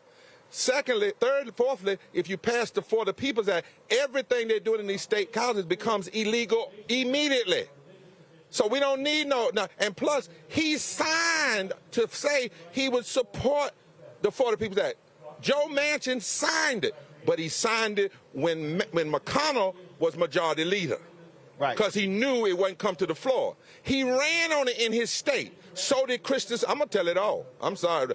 Kristen Sinema said she would support it when she was running. She said she would support 15. Manchin never said he was against 15 while he was running, because he knew if he'd have said it in the primaries, the Democratic challengers would have whooped him. He waited until afterwards. And after Warnock and our brother from John Ossoff won, running on For the People's Act, running on voting rights, running on living. He waited until they got a majority, and then all of a sudden, now he's not for it. Don't let these folk play game, and don't go in a room and cut a deal. That, well, we won the voting rights Act. If we don't win this For the People's Act right now, every bill that goes in place, you won't be able to undo it. You can't litigate out of this. You can't mobilize. It. I mean, because it is going to have, look, what they're doing by trying to cut drastically the drop box ballot. Yeah. What they're trying to do with matching signatures. I mean, they are, and the ability to be able to overturn election results. This is by design. This is all about Donald Trump complaining about losing, even in the state that he won. They are trying, and what I also keep trying to tell people, this is not about presidential politics. This impacts every single election, school board, city council, county commissioners, state reps, state senate, governors, all of these races, water district. If it's an elected position, DA as well, that's why people have to recognize we ain't playing games with this. And it's about fundamental, as you say all the time, power. These folk are wanting blatant power. They see the demographic shifting. They know the South is really not red. It's suppressed and unorganized. They know that, and many of these other places. So they see the demographic shifting. They want to control the power. And lastly, this is about the U.S. Chamber of Commerce. Why is the U.S. Chamber of Commerce celebrating Manchin and Sinema and the Republicans? Because they don't want expanded votes, because they know that undercuts their ability to control elected officials that can then pass tax policies and other policies that fill their pockets. And so if you're in an organization, and even if you've had conversations with the U.S. Chamber of Commerce, you got to cut ties. You got to cut ties. Because either you're on the side of, you're going to treat corporations like people and people like things, or people like people and corporations like things. That's why for instance, Jeff Bezos did something last year. I'm going to tell on him. On July 1st, he said, I'm going to give $10 million to a certain social justice organization, which is no money for him. On the next day, the 3rd of July, he cut all of the pay for his workers, the pay that they were getting because of COVID. We cannot let the corporate interests have more power than the power of people. 80% of Americans want this.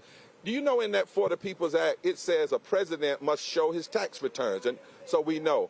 It says that early voting, same-day registration are all law. It says that you cannot change a precinct without giving 7-day notice. That's just, we're going to talk through it. Right. But the point is, brothers and sisters, this is not a time for capitulation, and any compromise in this moment is capitulation and allowing the forces that win that have no concern for us. Lastly, if you're going to do infrastructure, do what Lyndon Baines Johnson did. He used to tell folk, you don't vote with me, you don't get no money. Right. You don't vote for me, you don't get no money. And people are saying, well, you know, if we just get this now, we can get this later. We're going to be in the midterm soon. And here's the whole deal. Biden, you ain't getting Republican votes. No. Okay, this whole deal, I think I can pick up, this Democrats been trying to get that Republican suburban white woman for the last umpteen elections. You ain't getting them. What you can, not this group of Republicans. What you can turn out, you could turn out more black people, more Latinos, that's right. more young people. You could turn out and more poor women. Folk. And poor because folk, 55% of poor and low-wealth people voted for Biden-Harris. That never happened before. But it's because he said living wage 15. And see, there's a shifting happening, but the politics is rooted in this is not the Eric Derrickerson Republican that came over with Lyndon Baines Johnson, who Lyndon Baines gave the first pen when he signed the Voting Rights Act. No, this is an extremist group of folk that have hijacked the Republican Party. They are trying to put the hopes and dreams of the Southern strategy into law. This is a political insurrection. January 6th was a physical insurrection. This is the political. This is the insurrection. Right. politically. And they are weaponizing policy. They couldn't get what they wanted on January 6th. Exactly. So then they're doing this. And they're weaponizing the filibuster like never before. And everybody in this democracy better stand up and stand up. In fact, Reverend Jackson and I and some others, I was talking to a lot of people today. They said, you know what? We ought to support whatever happens on the 28th. And then we ought to say, but if you can't get there, every state, you need to be marching on your capital. Yeah. That's what I'm gonna say. In fact, I have long said, y'all, I appreciate August 28th.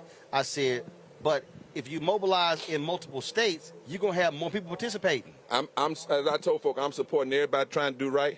But I do know in 1963, see, I was born 2 days after the March on Washington. My dad used to tell me the story because they said I was supposed to be born on the 28th. My mama went into labor, and I said, hold up, let's see what happened. And my daddy said, I went to the other marches. He didn't go to 28 because he was waiting for me. But he always reminded me, Bob, Billy, that's what he called me, Billy. Don't y'all call me that. That's what he called me, Billy.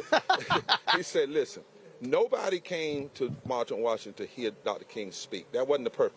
They were mobilizing, and Dr. King said, go back to Alabama, go back to Mississippi. But he said also why it happened, because it was between Birmingham activism, Mississippi activism, then Freedom Summer followed. But on that day, that week, there were more than 200 actions in 200 cities. Lawson, who was one of King's main supporters, was in jail. James Lawson. He was in jail in Louisiana. Jesse was in jail in Greensboro. That's what was happening. Diane Nash was in Selma planning. So, Lord, y'all, it's not all of us coming under one banner. Right. I support everybody that's doing everything, but we got to do a whole lot of a lot to push what needs to happen in this moment. All right, Reverend Dr. William Barber, we appreciate it. We're going to be live streaming the march. It's taking place beginning at 8 a.m. Eastern tomorrow. So as they walk in, we'll be live streaming. Come on, you can come around. Beto, come on over. So that'll be happening. And then, of course, we'll be there Saturday as well. So, because, look, I told you when we talked, we were going to be here because we got to have media driving this message out because, you know, there are a few local cameras here. Everybody watching. CNN not here, MSNBC not here. They might be here Saturday, but this is the stuff that has to be getting out constantly. Got to get out constantly. Thank you so much, Roland. It, and look, I'm going to give you your flyer, your fan from Ghana back till tomorrow. I got 4 of them, so I have I'll one borrow for one you. tomorrow. I have one for you. Get some spray on this for Beto. You know we trying to be COVID safe. Who got some spray real quick? Let's get some spray. Beto O'Rourke is going to step over. He has been one of the folks involved in the planning of this as well. And so we certainly, You know, we got this thing. The Lord works in mysterious ways. Right. Prepare people for other things. So, like, if he had got elected, he couldn't march with us because we know in the Poor People's Campaign, we don't let elected officials come on. Democrat or Republican, that undercuts the moral argument. They say it's partisan. But he didn't. I don't know what God is planning. But for right now, in this season, he free. Right. And so we're so glad to have this brother. He could be playing a gubernatorial matchup. Well, I don't know what's going to happen. I'm just going to leave that alone. Thank you. All right, Frank. Glad to see you. Take care, man. All right. Take care, everybody. Beto, good to see you. Good to see you as well. Absolutely. Thanks for being here. This thing came together real fast. And explain to folks why Texas right now is ground zero for this fight. This is already the toughest state in the nation in which to vote. And, you know, folks in other parts of the country may not know this, but you cannot register to vote online in Texas. We've closed 750 polling places, which is twice the number of the closest state. And most of those polling place closures are in the fastest growing black and brown neighborhoods in the state of Texas, probably in America. And so when you see a line stretching 6 hours outside of TSU next election, that's not by accident, and it's not just because folks are hungry to vote. It's because polling places have been closed, making it hard for people to exercise the right. On top of all that, Texas is trying to make it even tougher on even more people. And so this truly is the front lines in the fight. So much so that you have more than 50 Democratic state legislators literally leave the state to grind the wheels of suppression to a halt. And they've been able to keep that coalition together in D.C., and they took that fight there because it's the one place that it can be won, in our nation's capital, through the Senate, and with some more leadership from President Biden pushing those senators to amend the filibuster and get the For the People Act through. So I think Texas has played, is playing, and will play a critical role in the right to vote in America this year. Well, folks may not realize, and I remember when I was campaigning for those sisters who were all running for judge in Harris County. The Republicans that year, or was it the year before, in 2017, they got rid of straight ticket voting. Now, as somebody born and raised in this state, still votes in this state, I'm still registered in Dallas County, Republicans historically clean the clock of Democrats' straight ticket voting. Now, all of a sudden, Democrats figured out, hey, we may want to do this thing, so they completely flipped Dallas County, took over most of Harris County, then they said in Austin, oh, wait a minute, oh, we got to change the law. So people should be thinking about each choice.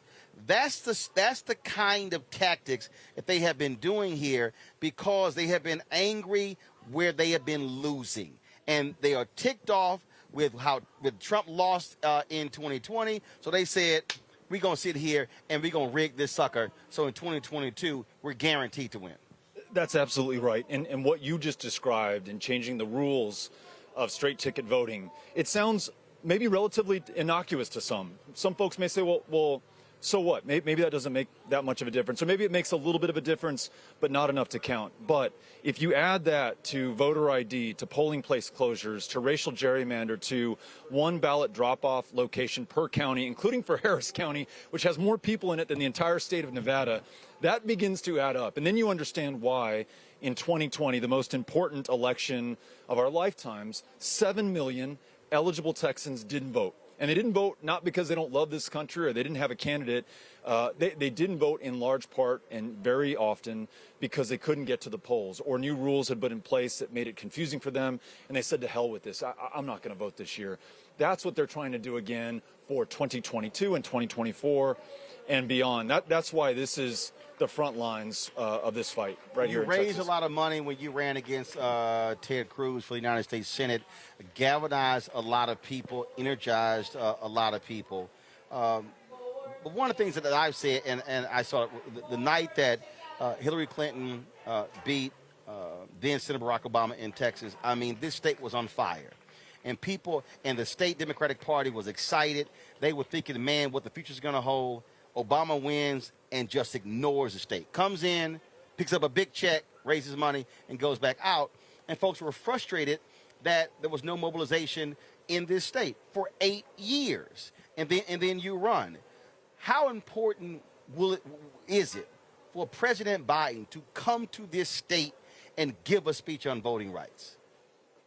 It's critical. And in that speech, which I love your idea of him making it here in Texas, not only must he talk about what's at stake in this state, including, by the way, now 40 electoral college votes after this last census and apportionment, but the fact that there are more black voters in Texas than any other state in the country, those same voters who throughout America propelled his victory in 2020. And if the great sin of the Republican Party has been to try to stop black and brown and poor voters from exercising their right, then the great sin of the Democratic Party has been to take those same voters for granted. President Biden cannot do that. And he can't do that if he wants to win in 2024. He cannot do that if he wants to preserve democracy in 2021. And so, yes, make that speech, make it in Texas, and then call for the specific political courage necessary to win this, which is we've changed the rules of the filibuster before to pass fast-track trade deals, right, budget reconciliation, Supreme Court justices, federal judges. Do it one more time for democracy. Do it one more time for democracy. The reason I keep making this point about President Biden himself coming, and again, the Obama people never liked it when I said it. I don't care. When he comes, what that also does is that energizes your county party chairs. It sends a signal to your volunteers in Texas that Texas matters. So it goes beyond just coming for a fundraiser where you're sitting to big money folks and raising dollars. No, it is the point of organizing and mobilizing, because if the Republicans are successful, if the Democrats in D.C. don't act, then you're really going to have a very tough road to hoe to organize people, to register people, to make sure they have the voter ID, to jump over all of those hurdles, which means you got to be starting now for November 2022, not waiting until August of 2022 to say, okay, let's ramp up our voter efforts? National Democrats love to talk about Texas being in play. It's only a matter of time, or it's a matter of demographics, or, we're going to go down there and campaign and really hustle for you. And then what they do, as you pointed out, is they come down here and use this state as though it was an ATM and fund, campaigns in Ohio. Look at what they spent in Ohio, which they had no hope of winning, and what they spent in Texas. They spent zero here, and they spent many, many, many times more than... Lost by a wider margin in Ohio. That's it. Than in Texas. That's it. And I can tell you, 2012, I was waiting to go on CNN with then Representative Chris Van Hollen, who at the time was over the DCCC. I said to him, Georgia and Texas can be in play if you invest. He literally said to me, no, I don't see it. I said, what are you talking about? There are 800,000 eligible but unregistered black people in Georgia. I said, there are 2.1 million eligible but unregistered Latinos in Texas. I said, if you put a plan in place like SNCC and CORE and progressive groups did in the South in the 1960s, I said, it can happen. So what happens in 2020? Georgia flips. I'm sitting there because they did it. And I'm like, Van Hollen, 8 years ago, dude, if you'd done something, but that's the thing, you can't just...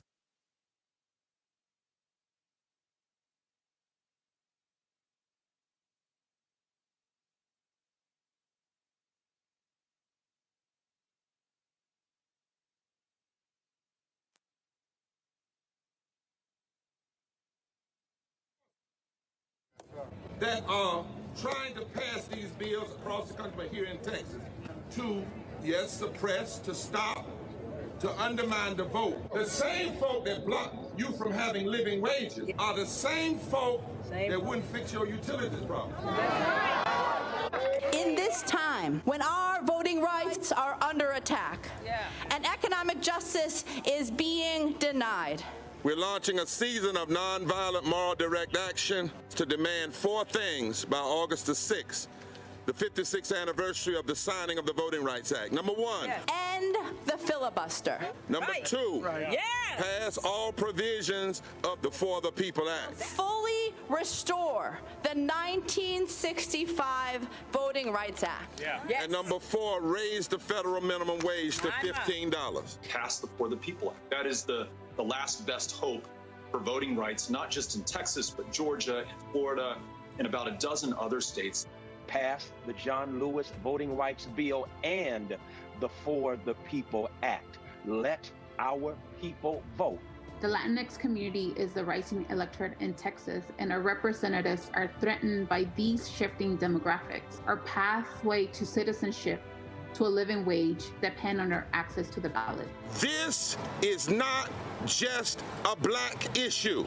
That's right. This is a moral, constitutional, and economic democracy issue. Poverty is reinforced by public policy.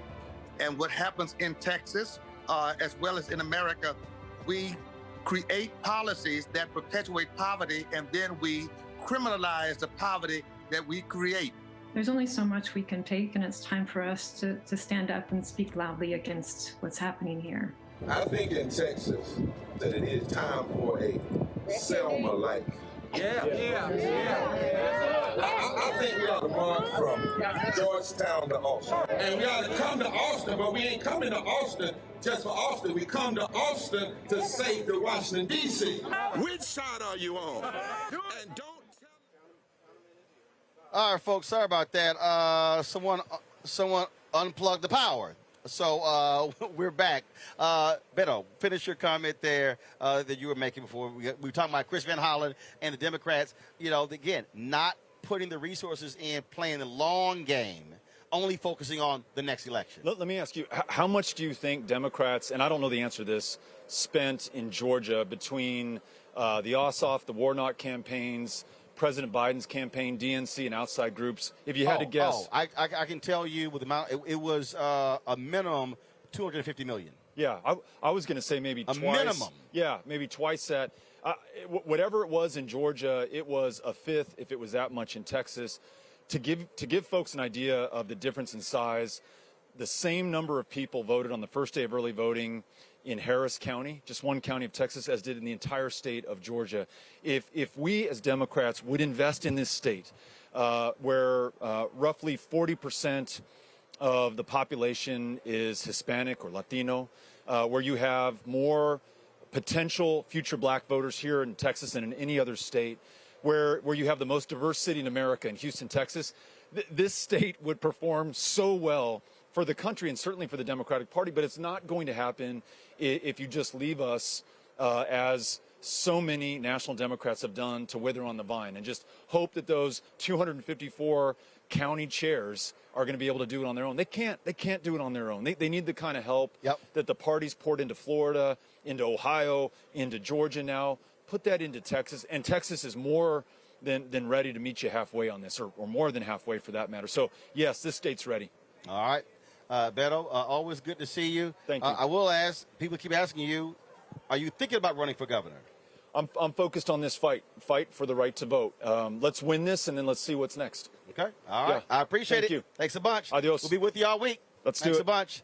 All right, folks. Again, we're here in Georgetown, Texas, where we will be live streaming tomorrow morning, 8 a.m. Eastern, as they're marching from here to Round Rock, and then on Thursday, then on Friday, then into Austin on Saturday. All right, folks. Now it's time for our marketplace segment.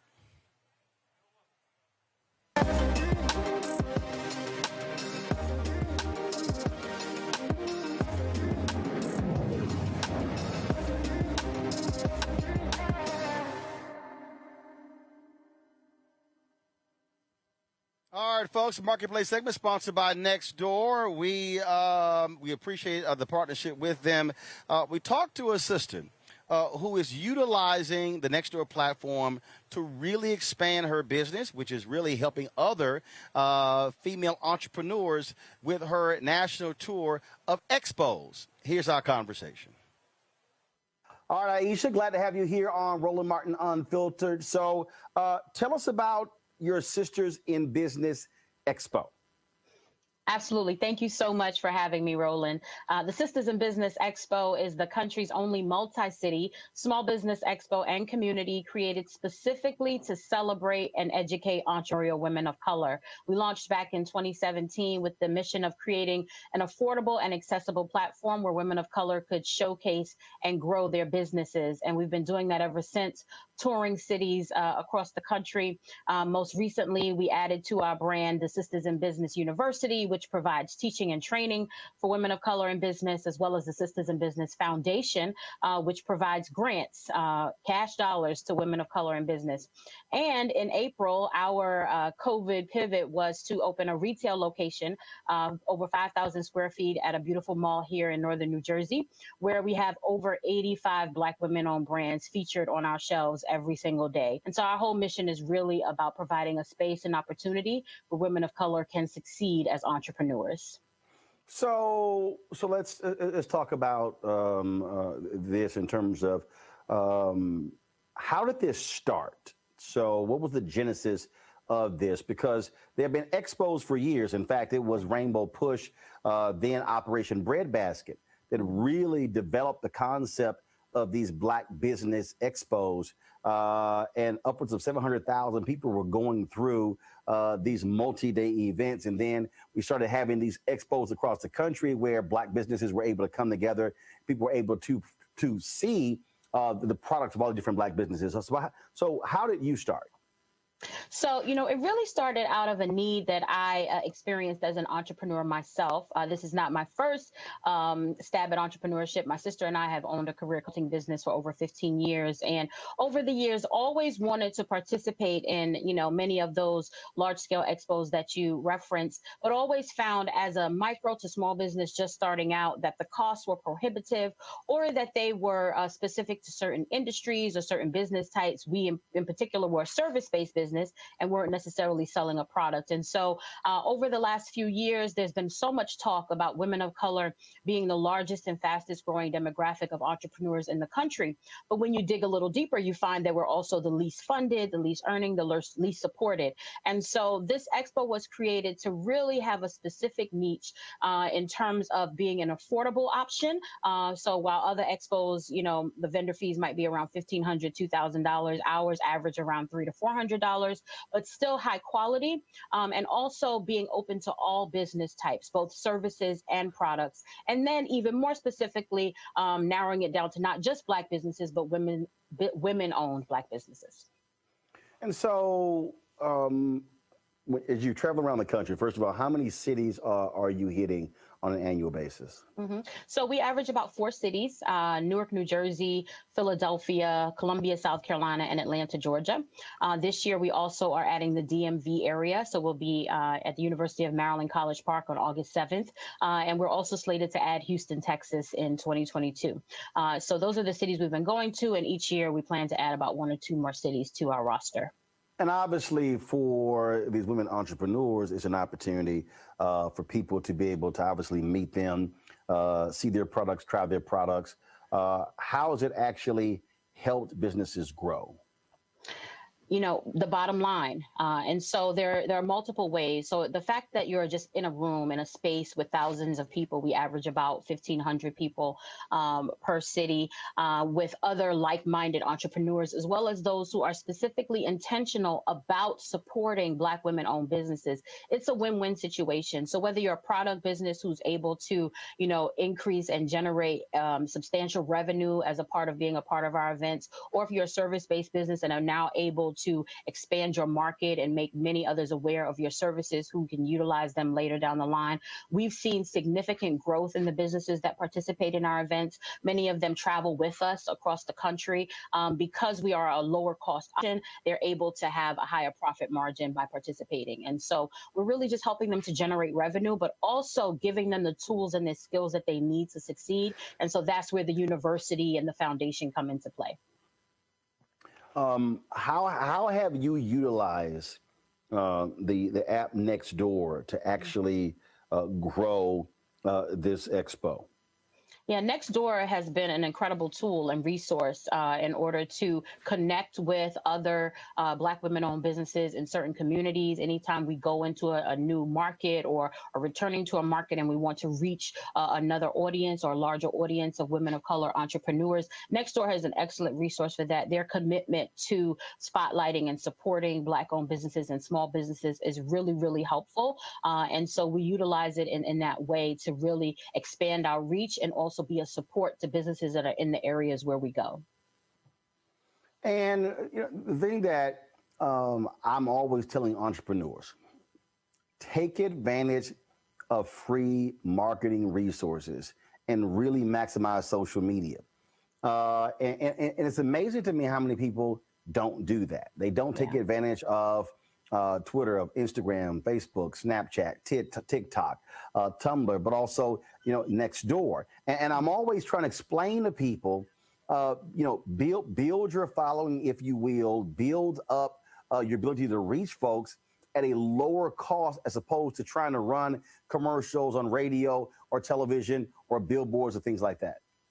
Absolutely. You're 100% right. You know, in this day and age, there are so many resources and opportunities available that, you know, we didn't have when we started our career consulting business back in 2005. The resources are limitless, and you really don't need a whole lot of money to get started because of these many platforms and opportunities that you mentioned. And Nextdoor is right at the top of the list. You know, we're really doing ourselves a disservice as entrepreneurs when we don't take advantage of the resources that are out there. And while there might be a learning curve for some, or it might be something that they're not used to, you really just have to do the work to learn or connect yourself with others who already know how to do it and can help you, because the sky is the limit when you utilize these resources. And have you also then been working with these other businesses to get them to expand how they utilize apps like Nextdoor to connect with customers and then to be able to grow their businesses in a smart way? Absolutely. That's one of the many topics that we cover in our Sistahs in Business University, where we provide our training and resources through various webinars and courses. We really try to focus on the utilization of the various marketing options are out there, because like you said, so many people feel discouraged or like they, don't have skin in the game when they can't afford to run ads or they can't afford radio and TV commercials. And we make it very clear that you don't have to have that to get started or even to sustain. It's really just about becoming familiar with and becoming knowledgeable about how to use the many free and even low cost resources that are out there. And so we really are intentional about including that in our curriculum for our Sistahs in Business University. 5-10 years from now, what do you want your business expo to look like? Yeah, our goal is really to become the premier resource for women of color entrepreneurs in the country and even internationally. We've already been detected in exploring options internationally in other countries, but we want to be the space that is safe for women of color to know where they can come and participate in an expo, but not just in there, really provide them with the resources and the tools that they need to succeed.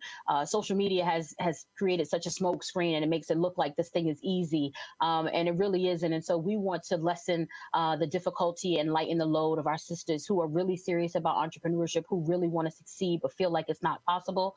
We want Sistahs in Business Expo to be the resource for them. And so in 10 years from now, we plan to be doing that in major cities all across the country, as well as in some of our neighboring countries.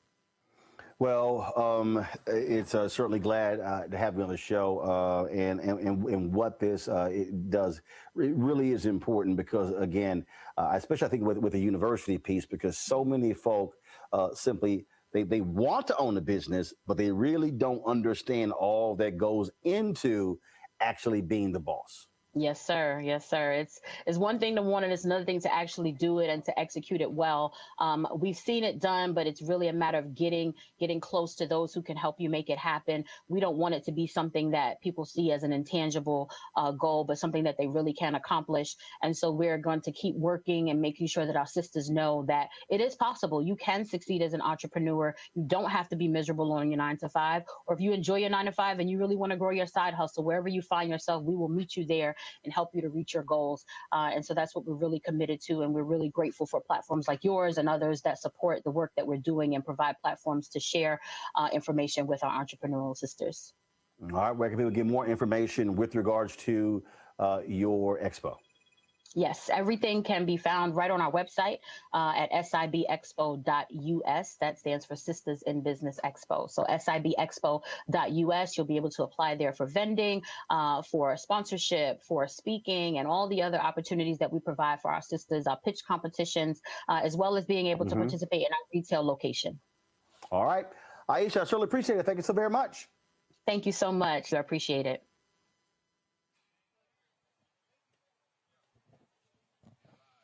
All right, folks. Aisha, thank you so very much. And, folks, be sure to download the app from Nextdoor. You can connect with people who live in your community. It's based upon zip code. It's really a great way to connect. And so we certainly appreciate featuring these Black-owned businesses who utilize Nextdoor to grow their business. And so we'll talk to one more next week. Folks, let's start with a truncated show here. Let me thank Faraji, Mustafa, and Teresa being on our panel today. When things are live, sometimes you got to change things up, and so that's what we did here. And so we'll let everyone know that beginning tomorrow at 8 a.m. Eastern, we will be live streaming the march from this Lutheran church in Georgetown to Round Rock. We'll be live streaming as they're marching down the highway. We'll be doing that tomorrow, Thursday, and Friday. And, of course, the big rally taking place on Saturday. We will be live as well, full-fledged show. And that's going to be starting at 8:30 a.m. I think they told me 8:30 local. I'm still getting the schedule. The rally is supposed to start at at 10 o'clock Central Time. So we're still working on that. But, again, we're probably going to be live around 9 a.m. Eastern on Saturday. We'll certainly let you know that. And so that's what we're doing here. This is the March for Democracy. We'll be talking to a lot more other folks over the next several days here in Texas as we put the spotlight on the fight for voting rights here and across the country. If you want to support what we do, keep in mind, folks, your dollars make all of this possible. In fact, if is the mobile camera still up? or do we take it down? I would love to show y'all in terms of what our setup is here. As a matter of fact, Henry, see if you could grab one of these cameras and just give folks a shot. I just want to let y'all know how we roll. And so we've got our Roland Martin Unfiltered tent set up here. I told y'all, I'm from here. I know about heat. And so that sun was blazing. It is still, let me check to see what the temperature is right here. Let's see. Let's take it back there. So I want to show them the tent. And so this is, you got it here? Let me show y'all. So it is right now. It is still 91 degrees. Feels like 93 degrees, and it's 7:36 here. And so we've got our 10 by 15 tent set up to show folks where we are. Yeah, go ahead and switch that.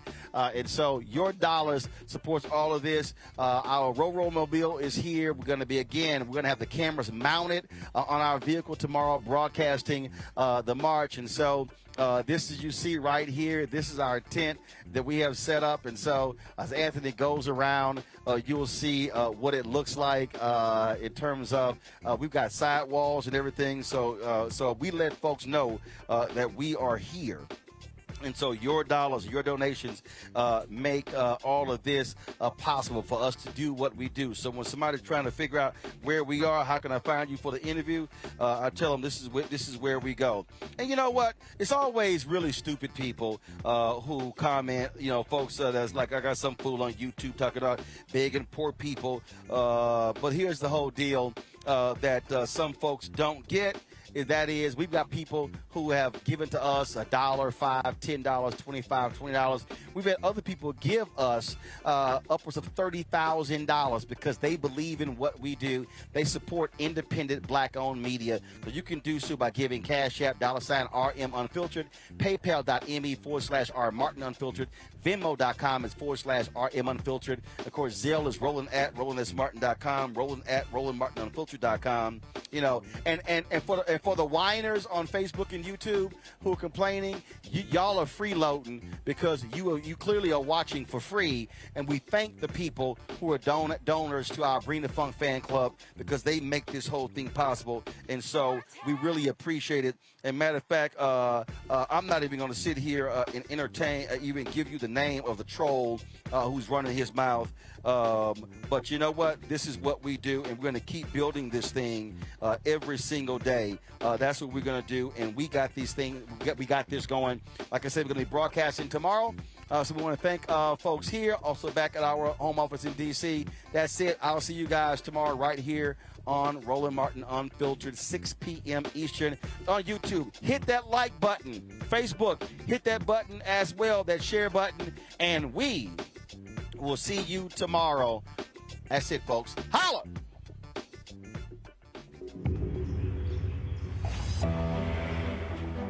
One of the most stressful days of my life was when this one got out. I chased after her as best I could, kind of fell over and broke my wheelchair. I was able to get back home and make a post. Within about 5 or so minutes, I had 3 or 4 different people coming to the rescue. One woman stopped traffic, just drove her right back to the house for me. It was a very emotional day. Over a period of 10 years, my neighborhood went from being almost 98% black to being 98% white. So all of a sudden, oh God, I'm the suspicious looking black man. I posted on Nextdoor that I no longer felt comfortable walking in this neighborhood. The response I got was hundreds and hundreds of neighbors offering to walk with me. This experience moved me and changed the way I saw humanity. At Nextdoor, we come to work every day to help cultivate a kinder world. We want to make sure that everyone has a neighborhood to rely on. When we started this company, we felt that technology had an important role to play in bringing communities and neighbors together. We knew that having the support of your neighbors was critical. When I found out I was becoming a father, I panicked. What am I going to feed this kid? I posted, hey, any other gardeners who might have extra soil, seeds, equipment, and they came up from everywhere. As human beings, we want a sense of safety and anything that gives us that sense of connection. You drive through a neighborhood and you see houses and bricks, but really what you have is people, business owners and entrepreneurs. We know that the locals are what keep our restaurant going. When somebody says that they enjoy our restaurant, it brings us business. It's been really cool being able to cheer on your neighbors as they open up the next coffee shop. When Hurricane Harvey first hit Houston, I realized that Nextdoor was much more than just a day-to-day utility. It was a lifeline to the community. The neighbors have been using that Nextdoor app to coordinate evacuations. When the pandemic started, people did have the urge to help, but often they didn't know who to help or how. Our Nextdoor group took off explosively. Just after a year, we had over 1,000 members. Nextdoor evokes a sense of pride in your neighborhood, and we know that people globally are craving for that. We posted our music video on the Nextdoor app. A lot of people in the area liked it. And people are beautiful. Let's go to the beautiful. Keep them rhythm for the vibes we got. Stay on the drums. I think the video meant a lot to our neighbors because it portrays the Cascade area in a positive lighting. At the end of the day, this is a business model about people and neighborhoods and communities. Wouldn't it be beautiful to connect Wall Street to Main Street and to do well and do good at the same time? It's going to be the legacy of 2020 that Nextdoor put neighbors together for a cause and then forever. Thank you very much. It often starts online, but we know that it continues into the real world, and that is the superpower of Nextdoor.